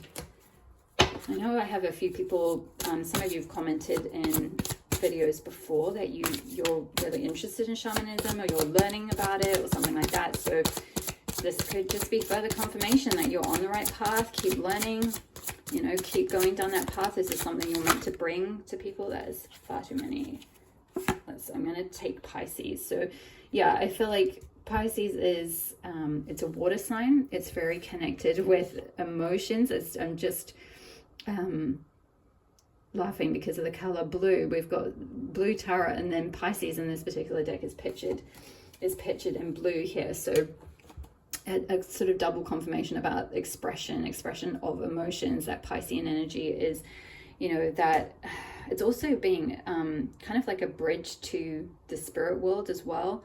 You know, ruled by Neptune. It's often that sort of it can break down like hard boundaries. It's that kind of watery, emotional, sensitive, intuitive, spiritual energy. It's the very last sign of the zodiac, and it acts as kind of like a bridge between like the human world and the spirit realm. So again, that's that shamanic thing, that sort of like being able to walk between the worlds, being able to kind of connect with spirit, being able to connect with the intuition, as I said, with the third eye being open, being able to connect with the emotional side of things, with that watery emotional realm, and then being able to bring that information through in a way that someone can kind of understand, and then heal it and release it. Yeah, so there's definitely a very intuitive energy. So some of you may be Pisces. You might have Pisces really strong in your chart. You might be Pisces North Node or something like that. But yeah, understanding your emotions or helping other people understand their emotions is very key. And helping people express them. And also Pisces can rule creativity as well. So helping people, again, express their energy or their emotions in creative ways or in healthy ways. You know, again, that sort of art therapy or something along those lines, like some kind of like play therapy or something like that, helping people connect with their inner child and their inner child to express emotions that might have been suppressed. So maybe some of you are doing like, inner child healing, or you're helping other people do inner child healing, helping them transmute emotions that their inner child felt a lot in childhood and they just weren't allowed to, or there was no opportunity for them to express things that happened to them, and that energy's become kind of stuck, become hardened into kind of anger and resentment over time.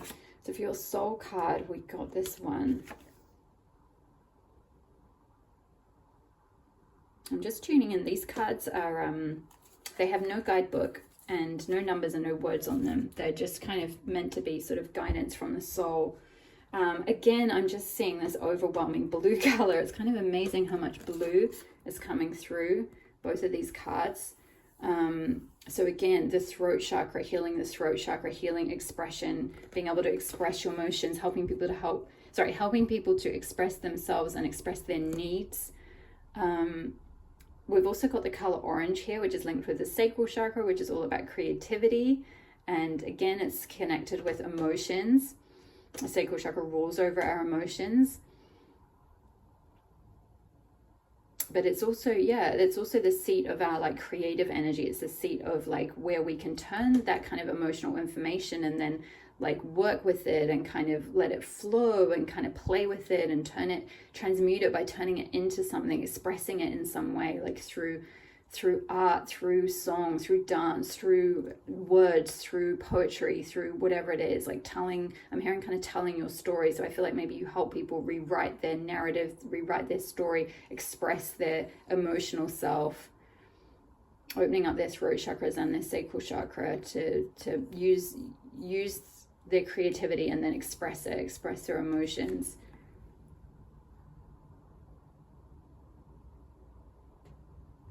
It just, yeah, it kind of looks like all of this is sort of like fiery energy, which again could be like symbolic of the kind of anger aspect, like where fire is kind of consuming the body. You help kind of like bring all this blue cooling energy in, this kind of watery Piscean, like soft flowing energy to help like cool that fire energy down, and like that intense emotional build up energy, and help sort of allow it to flow through. But it could also be kind of creative fire as well, like helping people or helping people use what is disturbing them, or use that anger to channel it into something creative, to like really to transmute that pain and that anger in that way by channeling it into something that they're kind of growing. Like I'm just kind of seeing this, it kind of looks a bit like it's kind of a fish. So again, we've got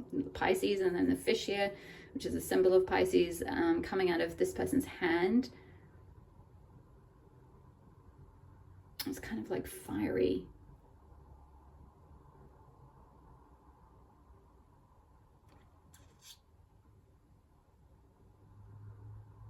I'm just kind of seeing this as like you being this shamanic figure, or this priestess or sage or guide or healer or you know, counselor, or whatever label you want to give it. But this person standing here giving space, holding space for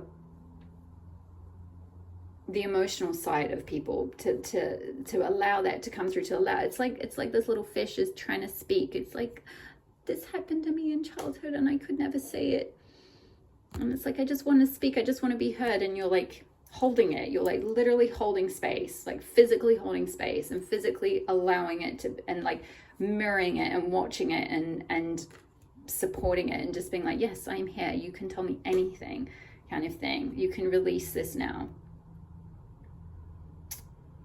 Wow, really powerful energy. Whew.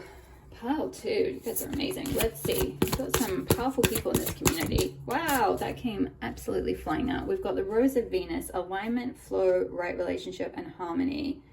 Interesting, alignment and flow. I definitely feel, yeah, with the flow, and I talked about the, you know, it looks like there's this kind of flowing blue energy here. And then we've got Pisces, which is a water sign. That's all about flow. Tara is all about allowing emotions to flow and be transmuted. So there's definitely something around flow and then coming into alignment. Right relationship, I mean, for some of you, this could be linked with specifically working with people who have relationship wounds and things like that, whether it's from a romantic relationship or even from childhood relationships, or, you know, any kind of relationship with friends or family or colleagues or anything, helping them come into harmony.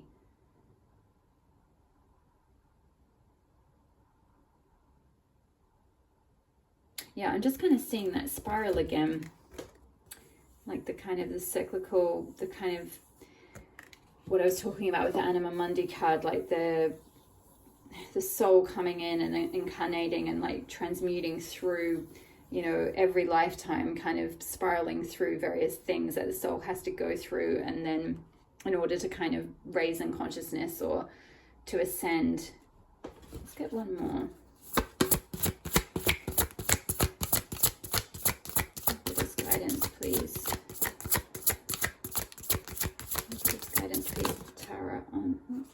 Yes, I feel like it's this one. Okay, so the child within, exactly. I was speaking about inner child healing, I think, with this card. Inner mother, innocence, gentleness, and tenderness. Yeah, and the way she's sort of cradling the little baby in her hands, and it's kind of like this card here where she's holding this kind of little fish in her hands. It's like, yeah, you're able to hold space for people. You're able to hold space for the inner child. You're able to hold space for their emotional selves. Particularly people who might have like, they might sort of have gotten, like I'm hearing regression or something. Maybe you do like, it could be past life regression, but I kind of feel more like sort of child regression to childhood. So you help people who they're still regressed in their emotions. They haven't fully evolved. They haven't fully been able to process their emotions. So you help them sort of go back and like reclaim their childhood self and hold space to let that anger or that resentment or that pain or that trauma or whatever is sort of stuck in them. You help sort of heal that and transmute that so that they can kind of grow up again and then have healthier relationships and come into harmony with people around them and things like that, because they may be working with people who are like very distrustful of people, who just have a lot of wounds, things like that. A lot of pain, a lot of pain. Wow.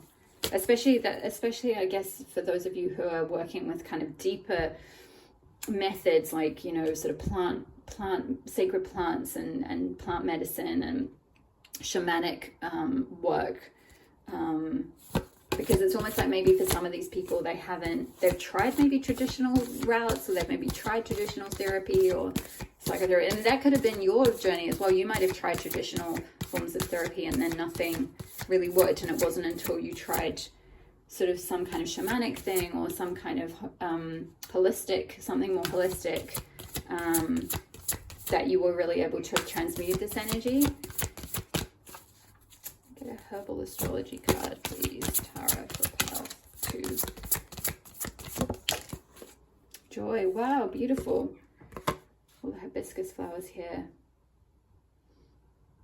And we've got the hummingbird. Again, a bluebird, and hummingbirds are beautiful songbirds. They express their joy, they express themselves, they express their song.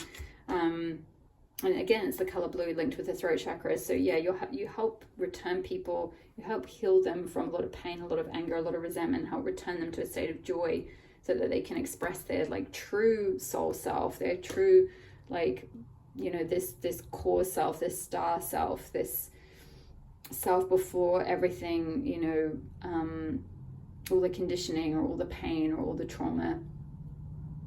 It's like you help them find joy again, help them find freedom, help them unbind with the unbound, help them unbind from the negativity and find joy, find freedom, find harmony. Again, beautiful energy, pile number 2. So let's get, where have I put your tarot deck? Here we go. You got Intuitive Night Goddess Tarot. So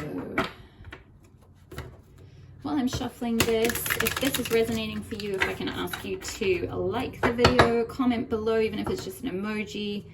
It really helps my channel so much. And if you're not already part of my community, consider subscribing. I'd love to have you here. It really helps me so much when I'm preparing the readings to just connect with your energy if I know you're already a subscriber.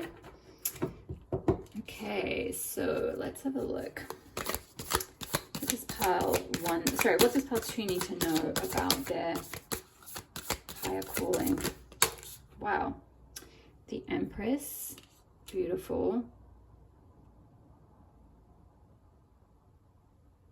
I'm just getting this really grounded energy from this particular Empress, but I'm also seeing the flow of water here. So again, that flow energy, as we talked about with the Piscean watery energy, and the flow energy with this card as well. And then we've got this waterfall. So it's like helping people find stability again after they've like let that flow of emotions go, or been able to kind of purge that emotional self out. It's kind of what I'm seeing here specifically.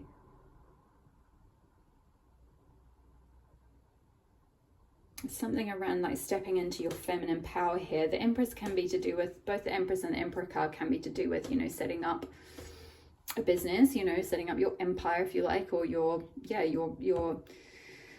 stepping into authority, essentially stepping into a position where you've created some kind of foundation for yourself and some kind of system or something where people can come to you. You know, so this could be like creating a spiritual center or a teaching center or a retreat center or a, you know, place where people can come and have healing or something. We've got 6 of Wands. Yeah, this is something you're going to be recognized for, very successful with. with that laurel wreath, it's like you're going to be, yeah, you're going to be seen, you're going to be recognized for it, you're going to be crowned essentially for this type of work. It's going to be something you're going to receive a lot of, like,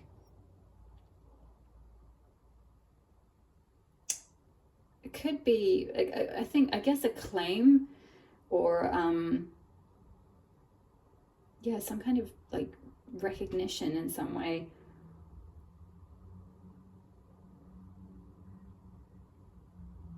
It could be like fame, a lot of followers, a lot of people who find your work. We've got Spirit of Swords, which is the King of Swords.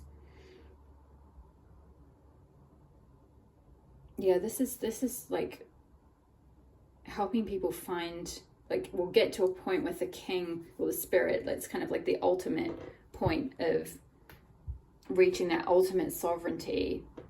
With swords energy, it's like clearing out the mind, clearing out that like conditioning or like negativity or anything that's been holding them back, like obstacles, as we talked about with tarot at the beginning. You know, it's about clearing away habits and patterns and obstacles that are standing in your way from, you know, evolving essentially from this, like becoming this true self, this true soul, this ascended soul. And we've got all these butterflies here, which is symbolic of transformation. So yeah, being like a transformational guide, healer, helping people transform, go from like being stuck, you know, like a little caterpillar just stuck on the ground, to being this beautiful butterfly with wings. You know, we talked about freedom with the unbound, and butterflies are symbolic of freedom. You know, they can just fly away. So like, I feel like you know, the work that you do with people to help them cut through things that aren't serving them, help them transmute their difficult emotions, helps give them the freedom that they've been looking for, like emotional freedom. Okay, one more. Further guidance for, ooh, the sun. Oh, mine got the sun as well, yeah.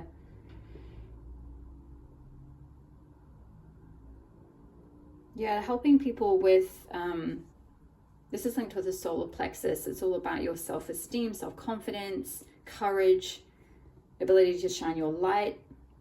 I feel like this is something you've had to work on yourself a lot, like finding the sun can also be about your inner identity and feeling confident, like being that identity and like expressing that identity.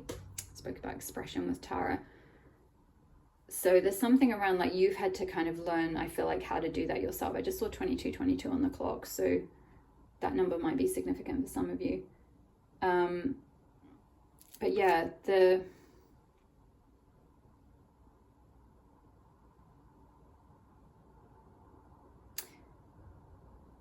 I feel like there's this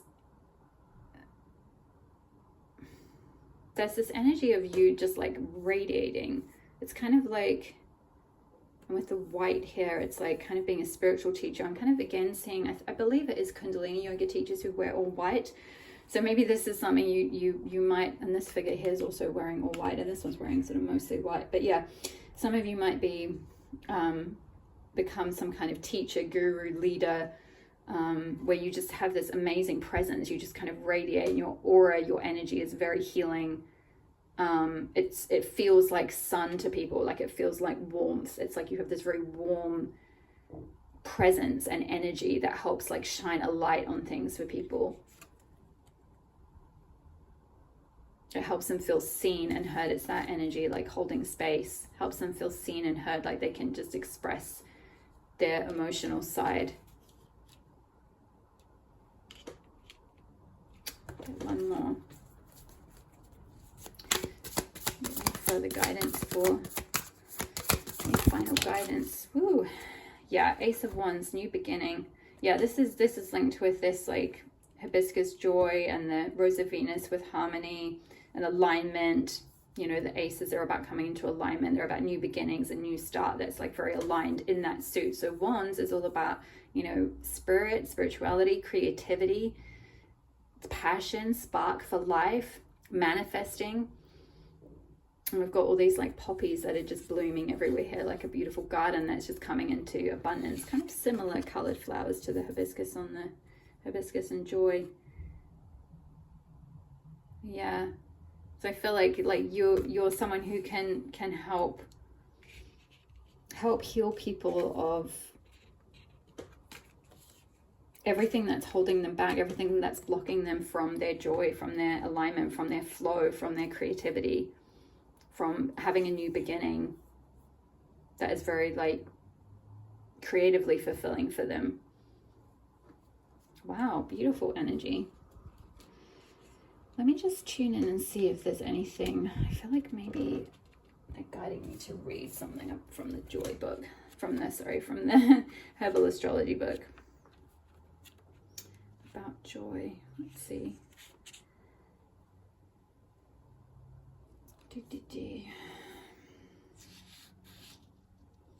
Yeah, here we go. So hibiscus joy upright means nectar, grace, sensuality, beauty, divine feminine. Divine feminine, we go with that empress energy. Yeah, being in that divine feminine energy. Nurturing, creativity, abundance. And in reverse is sadness, insecurity, unhappiness, unworthiness, lack of pleasure, and self-doubt. And the astrological rulers are Venus and Pluto. I'm not going to read about the description of the hibiscus, but it is talking about how it's closely associated with goddess Kali, the dark goddess of death, time, and change. Red hibiscus flowers are often presented as offerings to Kali, representing divine consciousness. So yeah, I was talking about consciousness with that Anima Mundi card, and I think with Tarot as well, it's about like helping people raise their consciousness. You know, that Spirit of Swords card, I feel like that is you like bringing in that sword to like cut away what is like not helping them, so that they can raise their awareness, they can raise their consciousness. Hibiscus ruled by Venus embodies the power of the divine feminine, grace, beauty, creativity, and harmony. And we had harmony with the rose of Venus. You've got a double message about Venus as well. So Venus is very important. Some of you might have Venus somewhere really strong in your chart. You might have a conjunction with Venus somewhere, like with your sun or something like that. But it's talking about some health things, but it dissolves blockages in the first and second energetic centers. So that's the second chakra, which we talked about, the sacral chakra with that card. So yeah, blockages in the sacral chakra as well as the base chakra, opening the channels at the base of the spine, reproductive centers, and lower back. So the guidance is, you are the essence of grace, that which brings the universe into form. You hold and cradle life. Yes, I felt that. Look at that. You hold and cradle life. That's exactly what this figure is doing here with the child within. And also what this figure is doing here, which is holding the kind of fish, which is, I feel like, symbolic of kind of Pisces energy, or like the emotional self.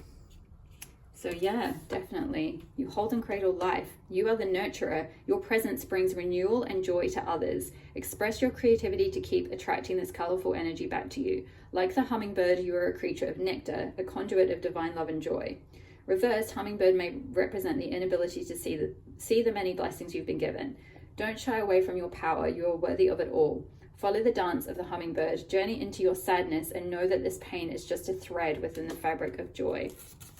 Beautiful. Yeah, I feel like that is something that, I mean, maybe for some of you, you might still be in the process of healing your own emotional stuff, working through your own kind of wounds, and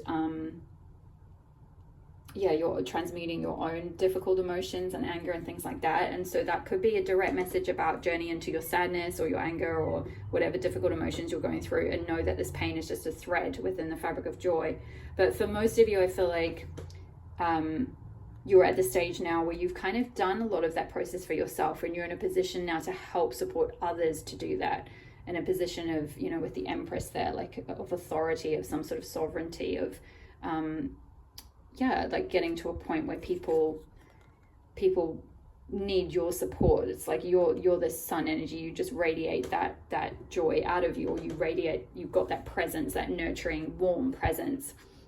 And now that's something that you will help other people journey into their sadness or their pain or their anger, and know that it's just a thread within the fabric of joy, and help them find joy again, help them find freedom, help them find a new beginning, all of that. So through whichever way, you know, specifically that might play out, like I feel like it'll be slightly different for all of you. For some of you, it's kind of very shamanic. For some of you, it's inner child therapy. For some of you, it's like holistic stuff.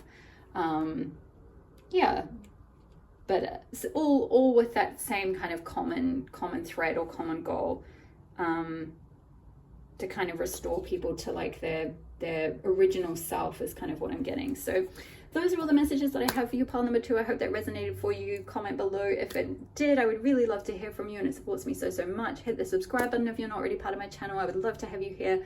All the best with your soul's calling, and I will see you in the next reading. All my love. Bye. Hi there, pile 3. If you chose the Sunstone as your crystal or the 3rd card, this will be your reading on goddess guidance on your higher calling. So let's start off with the goddess that you have intuitively selected, who is supporting you with your higher calling. And I'll get some channel messages from this goddess, and then we'll move into some oracle cards. I have not pre-pulled them this time, so I'll be shuffling them live, and then we'll finally finish up with some tarot messages. And I've got Tarot of the Everyday Witch for you, pile 3.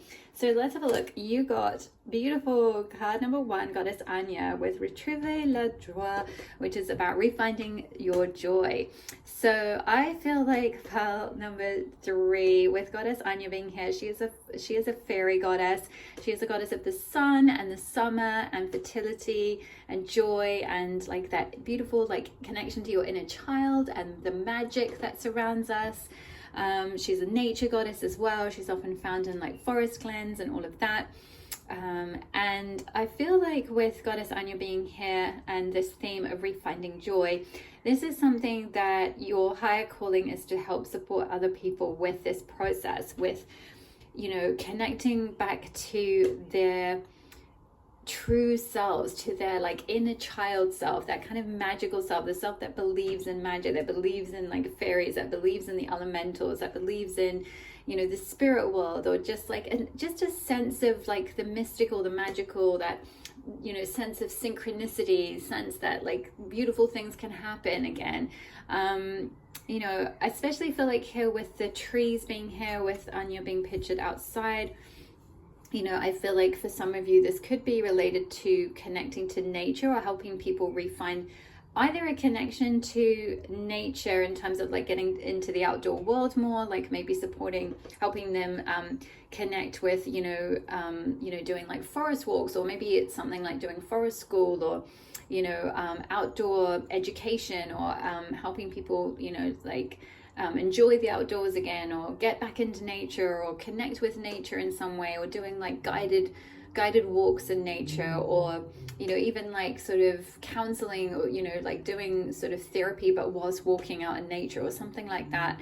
But in doing so, by connecting people with the natural world, you're also helping people to connect to their true nature as well, to their sort of original nature, you know, before they went through all their conditioning and everything like that. There's definitely some crossovers with pile 2, because pile 2 there was a strong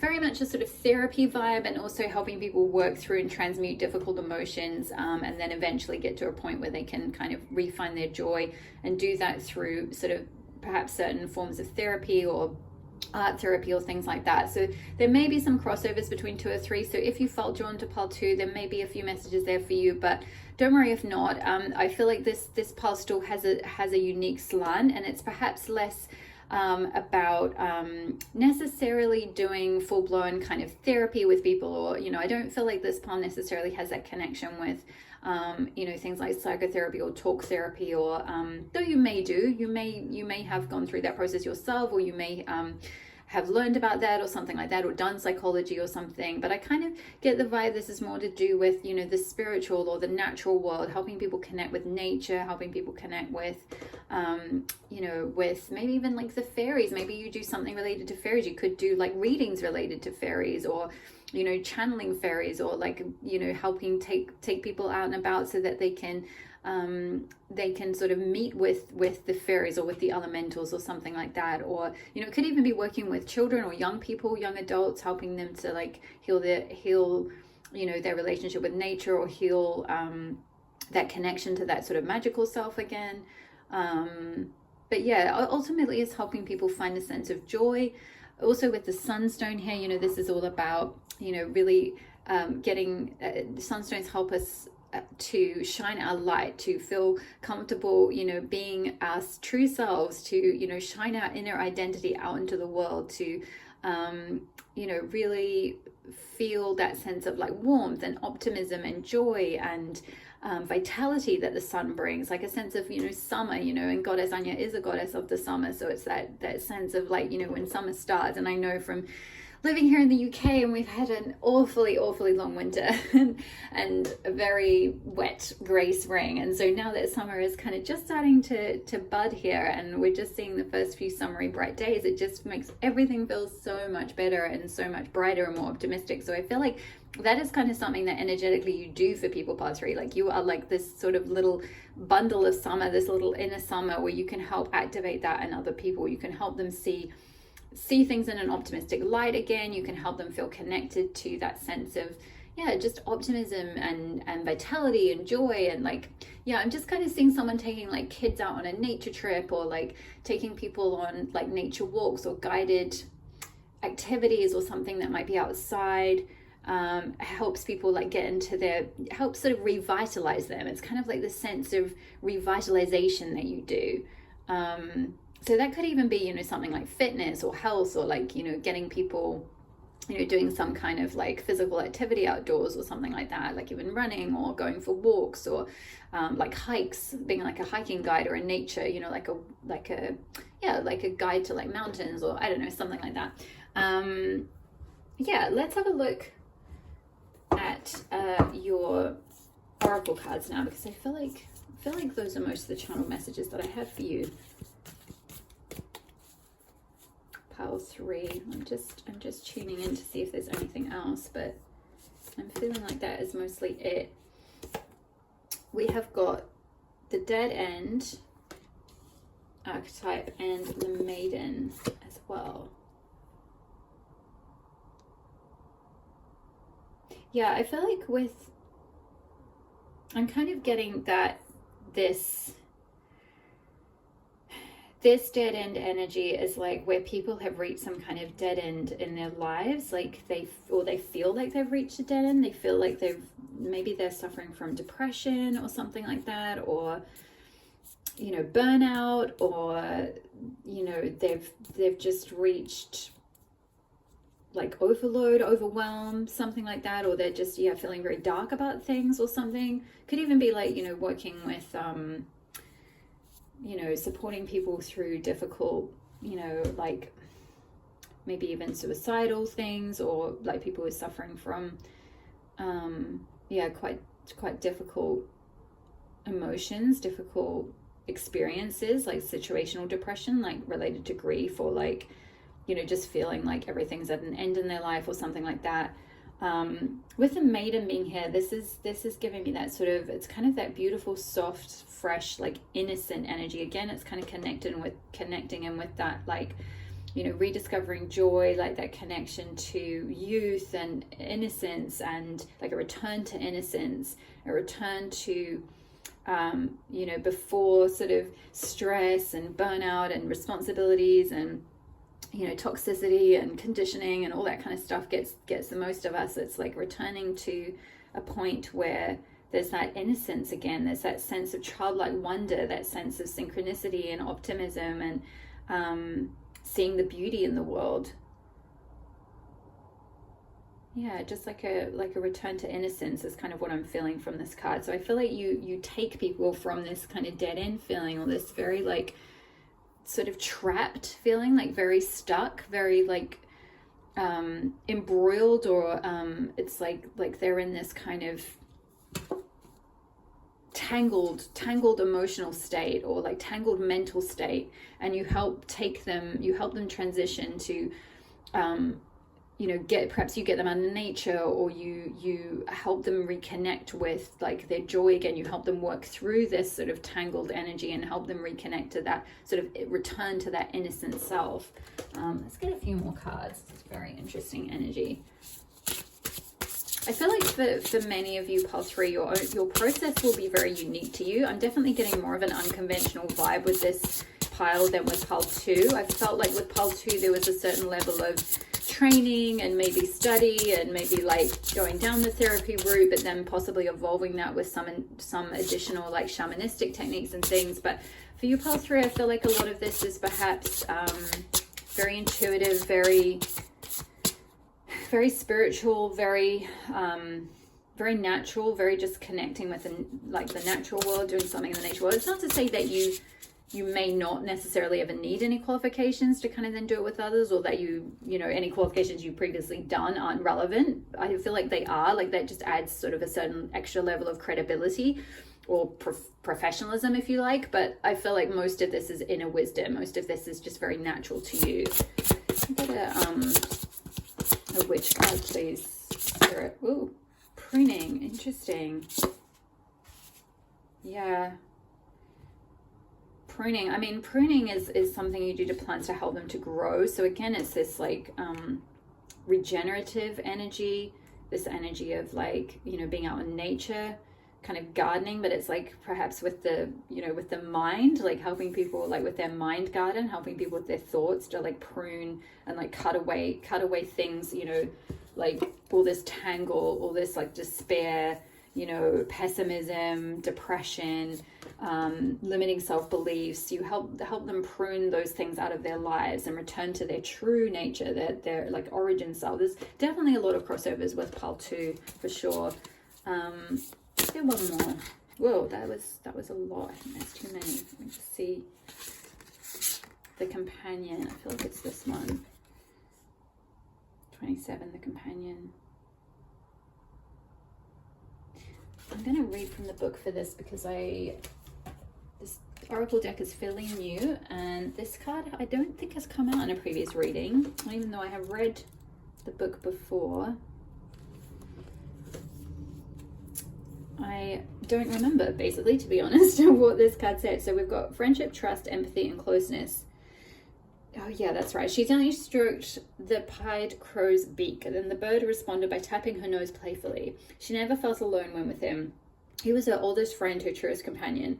The companion represents friendship and the building of intimacy and trust with others. It reminds us that opening up to someone, trusting them with our vulnerabilities, and in turn understanding their feelings are key elements of this process. And it talks about the witch. So Kadiatu Bar was born in 1940 west of Yaoundé. From an early age, she displayed signs of familiarity with the invisible world and a closeness to the spirits of the wildwood that inhabited the forest surrounding her village. We spoke about forest with the Anya card, with the forest pictured here too. So forest could be very significant for you in some way, or for your healing process. She was referred to as an old child. Yeah, old soul energy, definitely. The members of her community both feared and respected her and would often come to her for advice.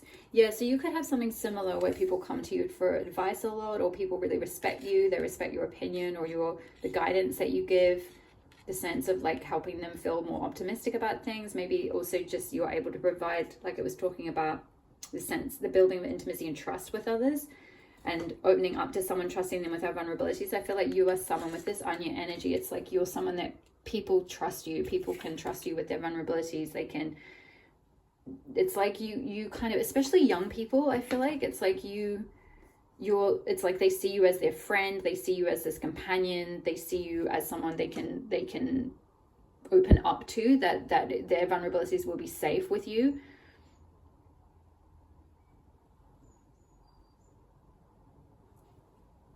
Yeah, I kind of feel like it's like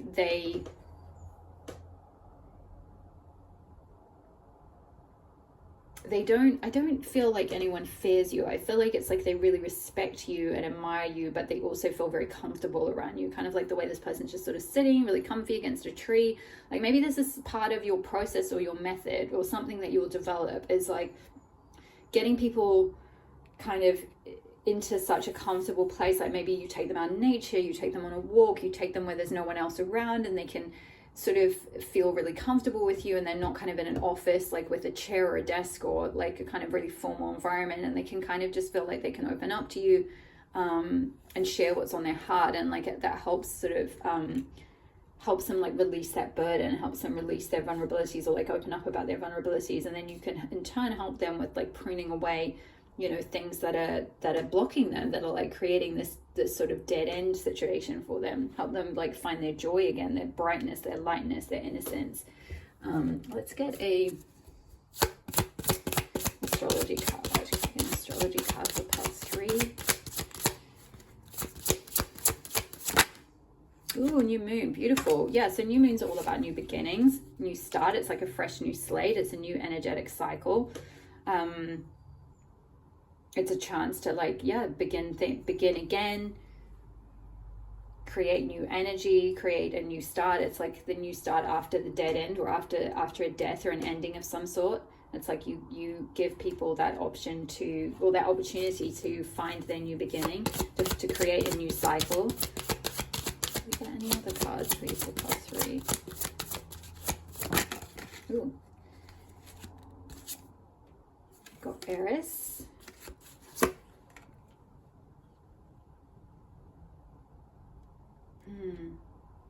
Yeah, Eris energy is, it's very interesting energy. It can often be deemed as, Eris is an asteroid, by the way. It can often be deemed as, you know, she's known as the goddess of discord, but it's deeper than that, or it's more about like she creates discord, not from a sense of like aggression or like wanting to sow discord deliberately to kind of like just rile people up or like to create conflict, which sometimes her like the kind of brother energy is Aries energy or Mars energy.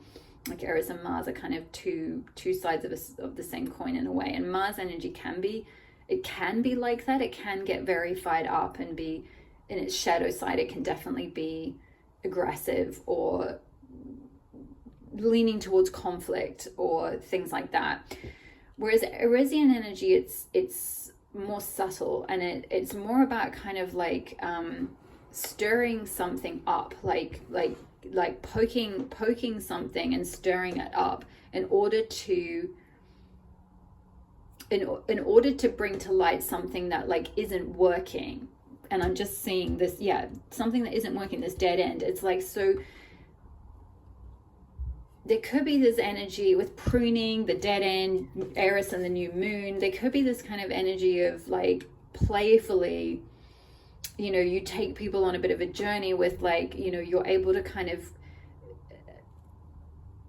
see what is sort of holding them back, what is creating these dead ends for them, what is like creating these obstacles for them, most likely in their thoughts. I feel like most likely in their kind of their behavioral patterns or their thoughts. It's like you kind of playfully help them to kind of unpack that and like, you know, through maybe quite interesting measures. Like again, it could be like taking people out of nature. It's kind of like disrupting the status quo. That's what Eris kind of does. She sort of disrupts. She's kind of an agitator a little bit. She'll kind of sow something in order to kind of like bring it to light that it's not working, that it's an unfair situation or a dead end or a situation, you know, that needs to be pruned away. So it's kind of like you maybe do this in some different way, like by, yeah, taking people out of nature or, you know, disarming them through, you know, maybe you're just really kind of casual with them and you kind of help them feel like you're kind of just their friend and, you know, there's no formality with you. Like, hey, like, let's just go like have a seat by a tree and like, you know, you can tell me your life story. And it's like, you're really chill with them and really like, you know, relaxed or like kind of very really different, especially if it is kind of young people. I feel like young people look up to you and they're like, you're nothing like my parents or my teachers or anything like that. You're really down to earth, you know, you're really you know, you've got this like very sweet, very approachable energy that like is very disarming. And so there's some sort of a like playful way about how you kind of go about helping people refine their joy and like getting out of situations or mental patterns or habits that are like blocking them, holding them back, and creating like a new cycle for themselves, creating a new start, fresh slate. Interesting energy. Let's get a soul card. Oh wow, talking about the dead end. Yeah, we've got a skeleton here. So these soul cards, they don't have any, there's no guidebook and there's no messages on the cards. The whole point is that it's like a message coming through from the soul in a symbolic way, to be interpreted in different ways by the user, which I think is really interesting.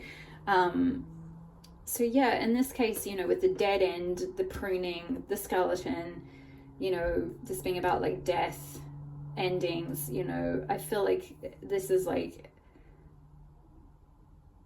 helping people kind of die to an old identity in a way, helping people let go of or release an old way of being, you know, this like tangled way of being, this like, you know, this energy is so opposite to this energy. This is so warm and clear and like abundant and lush, and this is just like tangled and a mess and like overwhelming and like, help, get me out of here. I'm kind of getting, you know, this is working with people who are, you know, yeah, again, maybe suicidal. Like for you, pile 3, this could be working with people who, you know, are really struggling with mental health stuff. It could be young people who feel like they've reached a dead end in life, that they can't go any further, they can't cope with things, and they want out. You know, it's like, get me out of here, I want out, I want to press that button, you know. And it's like, you help them process that and go through that and like die to this old way of being, release things that are burdening them, is what I'm hearing. I'm seeing with the red around the skeleton, red is the color of the root chakra, and roots are all about the home, the foundation, our conditioning, our family, our roots, our place of origin. And you know, this isn't necessarily just like conditioning, you know, or what we had in the home. This is also the school and our friends and the church and whatever else, you know, culture. So it's kind of like what I see is like you helping people like let go of and die to that, like that old conditioned way of being, that old self, and like be reborn again, be refreshed, find their true nature again. That again, going from this sort of den into the maiden energy, this sort of like I feel like putting the new moon over here, going back, returning to that innocent state that the soul is in when it comes to earth. But then we get so conditioned by everything and all the expectations and the, you know, the burdens. Like I said, like there's this with the people you're working with, perhaps they feel very burdened, very like entangled in something. It could be a lot of negative conditioning, and it's kind of, yeah, just helping them like release that, helping them let that go. Let's get the Rose Oracle card. The bloom, creations realized, right time, harvest and celebrate. Well, I feel like this is kind of going along this nature theme again, and we had pruning and then the bloom. You know, pruning is something that we particularly do on rose bushes, right? Like you prune them back during I only know this because when I visited New Zealand recently, my dad has a rose garden. He was showing me how to do it because I'm not really a gardener, but you know how important it is to like prune roses. Or I guess it's with many plants, but particularly with rose bushes, and you prune them back at a certain point, and it can feel a bit like alarming to kind of like cut back bits of this alive plant. But like when you do it, actually it's stopping all that life force energy going into these parts of the plant that are dying, dead end, dying, death, a skeleton, that are old, that aren't like they're dropping away. That there's no point putting the vitality, there's no point putting life force energy into those parts of the plant that are about to like fall off or dying. It's like it's better to prune them, it's better to get rid of them so that new life can come through, so that the plant's energy and vitality can come up from the soil through the plant and actually create new life, new buds, new roses, which again is like connected with this new moon energy. So like, you know, again, this could be quite similar to pile 2, where pile 2 was talking about you know, helping people through things like creative therapy, like art therapy and things like that. So maybe there's a little bit of that with you, pile 3 as well, like helping people realize their creations, to like kind of use their story, or like take some of this energy and like repurpose it into something more creative, to like channel negative energy into something creatively. But I'm kind of getting more of a vibe of like less being something specific like an art therapist or something, but more kind of just perhaps if you support young people or something, it's like you help them bloom, you help them blossom, you help them return to their innocence after they've gone through something really painful, or come to some sort of dead end or difficult situation in their life, or they've got to a point where they feel suicidal or despairing in some way, and you help them to like get out of that state, to like prune back where that energy, you know, their life force energy is going into like reliving painful memories or something, or reliving old conditioning, you know, with the root chakra there, like old negative beliefs, limiting beliefs. You help them sort of prune that away, return to that sense of innocence, and then rebloom so that that life force energy can go into what they want to do in their lives, to what they want to create. So yeah, beautiful, really beautiful, important work. Please comment below if you feel comfortable sharing what it is you're doing. Pile number 3. Wow, it came flying out. 2. I feel like it's this one. The reunion, soul recognition, collaboration, partnership, and friendship. And we spoke about friendship with the companion card as well, so I'm going to put that with that card. Yeah, there's a sort of double message here. So move the crystals away. There's a double message about friendship and collaboration and partnering and companionship.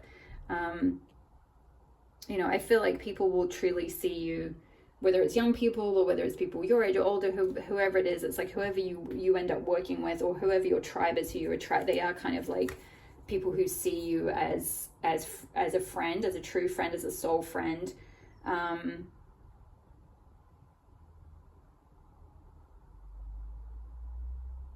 Yeah, it's like you, like that soul recognition. I feel like this is something you do for people. Like you recognize their truth, their true soul. Like you provide that service in a way. You're like a soul midwife, or like a soul, yeah, a soul recognizer. Like you provide that recognition for them. You see their truth, you see their innocence, you see their true self before they've been kind of tainted or like kind of conditioned or whatever it is. You help them prune that back, and like you know, and then people, I feel like people really, they adore you for this. Like you will gain many friends, many like many long-term followers, I feel like. Let's finish the oracle card portion with herbal astrology.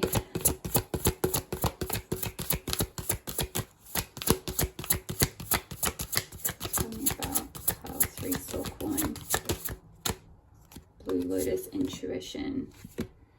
All 3 piles got intuition, so there's a common message across all 3 piles about using your intuition. Again, I think I mentioned with this when I was talking at the beginning about Anya and doing this work intuitively. I feel like even more so perhaps than pile 2. I feel like this process of taking people out of like difficult situations and restoring them to like their innocence, and their helping them to sort of like blossom what they're meant to in their lives. Helping provide this like comfort and helping them open up about their vulnerabilities. I feel like you do that process intuitively. It's very natural to you. Yeah, it's very instinctive. It's very natural. It's very instinctive. It's like using your intuition to be able to sense into what people need, to recognize their true soul is just like a natural gift of yours. I feel like pile number 3. I feel like there might be a message from the guidebook. Let's have a look. Pile number 5.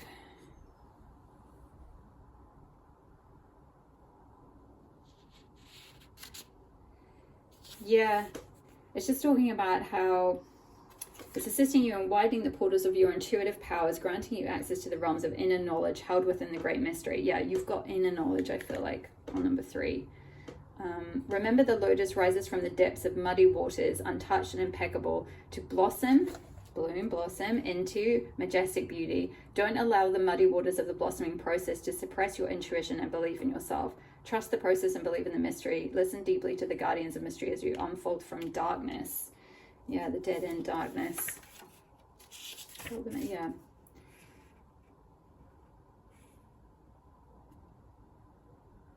Just reading about the plant, if there's any more guidance. It's talking about how it's used in religious rites and ceremonies led by shamanic priests to induce a trance state so one could commune with the gods, which is interesting because I spoke about the shamanic thing and trance in pile 2. So again, there's a bit of a crossover with pile 2. Upright at the card, this keywords are intuitive knowing, unearthing the subconscious, meeting the guardians of mystery, dream work, and initiation. And reversed, it talks about suppressed intuition, disbelief, disconnection, moodiness, lack of inspiration, hidden intentions, blockage of psychic powers, which I feel like it's kind of, that's partly something you support people with, where they've got, there's their own intuition, their own wisdom is blocked, their own psychic connection is blocked, they're disconnected from life. They could be moody or depressed or something like that. I'm kind of definitely getting vibes of teenagers. Maybe some of you work with teenagers or something. Lack of inspiration as well, or people who are going through grief or some sort of circumstantial thing that's making them feel lacking in inspiration. You help them like re-blossom, re-bloom, to prune away those thoughts, help them with like mental processes in some way. And again, I feel like you do all of this very, very intuitively. So let's finish up with some tarot.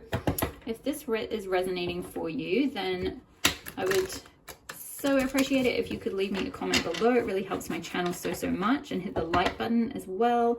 If you're not already part of my community, I would love to have you here, so hit the subscribe button. I have a sort of bizarre proportion of people who are watching my videos and I think returning but not subscribed, so consider subscribing because it helps me when I'm preparing the readings to connect with your energy. So the readings will likely be more accurate when I know, like when I can like really connect in with everyone who's subscribed and connect in with your guides. So okay, let's get some tarot. So I have some guidance about pile 1 soul calling. What does pile 1 need to know about their higher calling? What does pile 1 need to know about their higher calling? The moon. Yeah, we've got the moon and new moon here. So yeah, in this case, we've got a full moon pictured. And full moons are about like the subconscious, dreams, fears, you know, things seeming like amplified. You know, we've got this cat looking in the little lake here, and it's like a jaguar that's pictured. So it's like things seem kind of blown up under a full moon. Like it can, you know, things can sort of be illusory in nature. So yeah, I kind of feel like that's like something that you support people with, you know, when they feel like they're in this state of sort of despair or like a dead end, or like, you know, they're kind of their fears or their like mental health things have kind of gotten the better of them. And I feel like you help with the witch kind of riding off on a broomstick. It's like you help free them from that, but like kind of again, I'm getting this sort of playful energy from you. I love this energy pile number 3. What is it you do? If you feel comfortable sharing, please comment below. I would love to hear. I'm just so curious. Queen of Wands.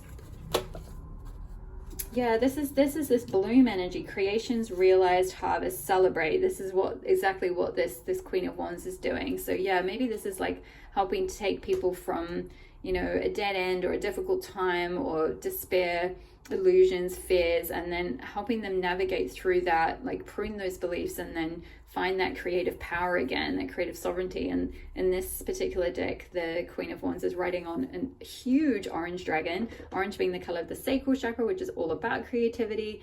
So yeah, like using, I don't know, either you do this in a really creative way or you help other people with their creativity, which definitely has some crossovers with pile 2.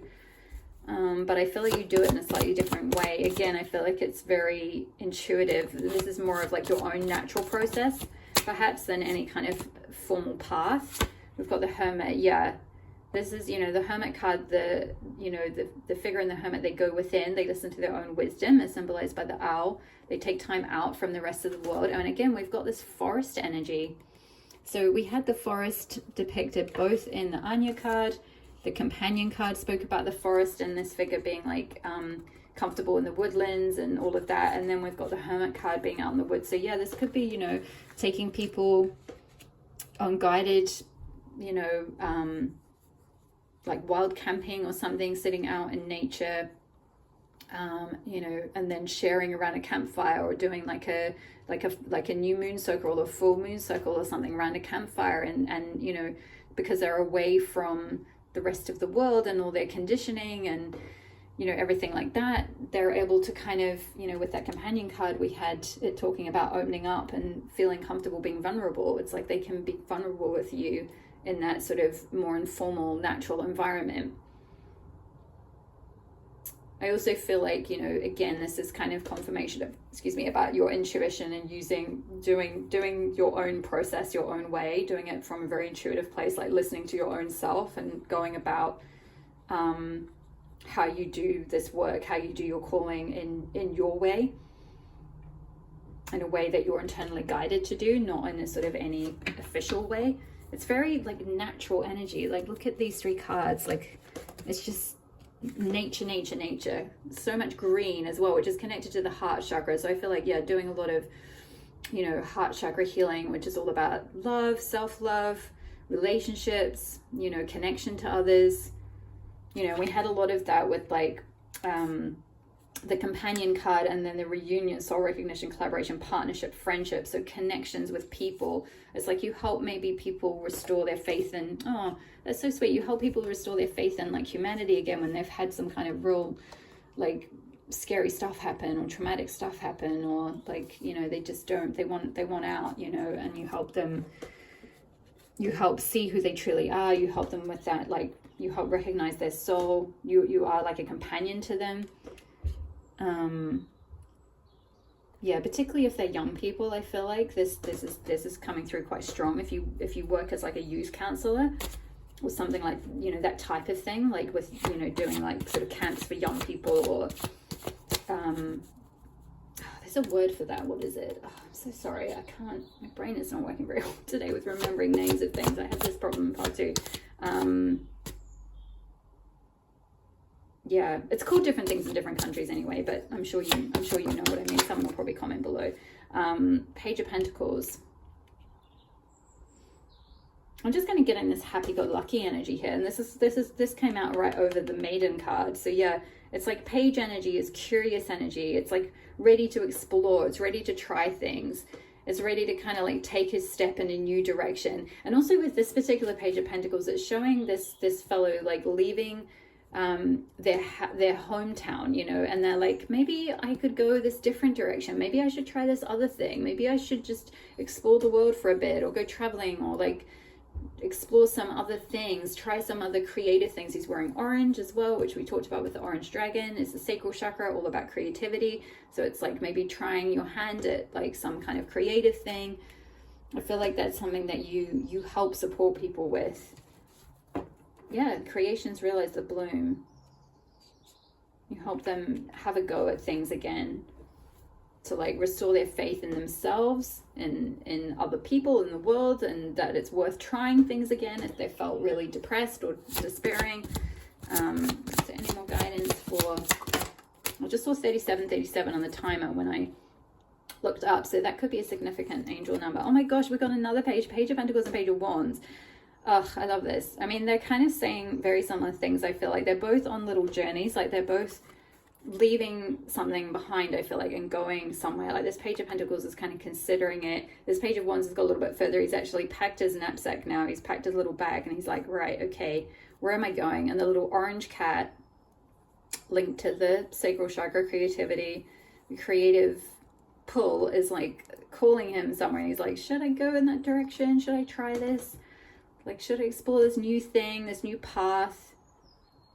Oh, we've got a red lizard here. And what was I saying about red with the root chakra? And lizard always makes me think of like lizard brain, which is like the default state, like your conditioning, like how you're, you know, it's the kind of like sits at the base of your brain, and it kind of controls like 90% of everything. It's like all in your subconscious. And it's kind of like you help people, give people back that power with the wand there, to like manifest something like different for themselves, so that like he can kind of choose whether or not he goes in a different direction, or whether he like follows his conditioning. He follows, you know, the old lizard brain, like, oh, my old default self would say to, like, that's a load of waste of time doing that or something, you know. Let's get a little bit more. What guidance do you have for pile 3 on this higher soul's calling? Strength. Yeah, you help people navigate like stormy emotions, like find strength to continue with that dead end and the cyclone, like being caught up in like a cyclone of emotion. Like you help them find that like still point within the middle of the cyclone and like find their strength within, so that they can heal those difficult, turbulent, that's the word, turbulent emotions or thoughts or thought patterns or behavior. They can find their strength again. They can root and ground again. So they don't let this like fear kind of take them over.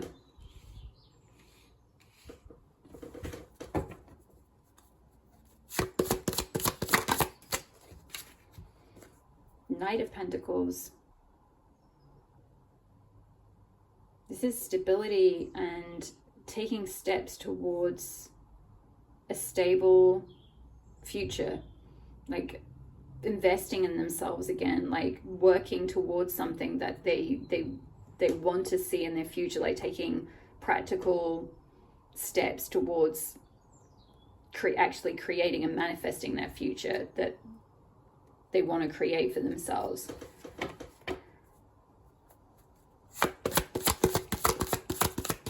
Give us some guidance on pile 3's. Judgment. Yeah, awakening. Yeah, Pied Piper energy. It's this very playful energy.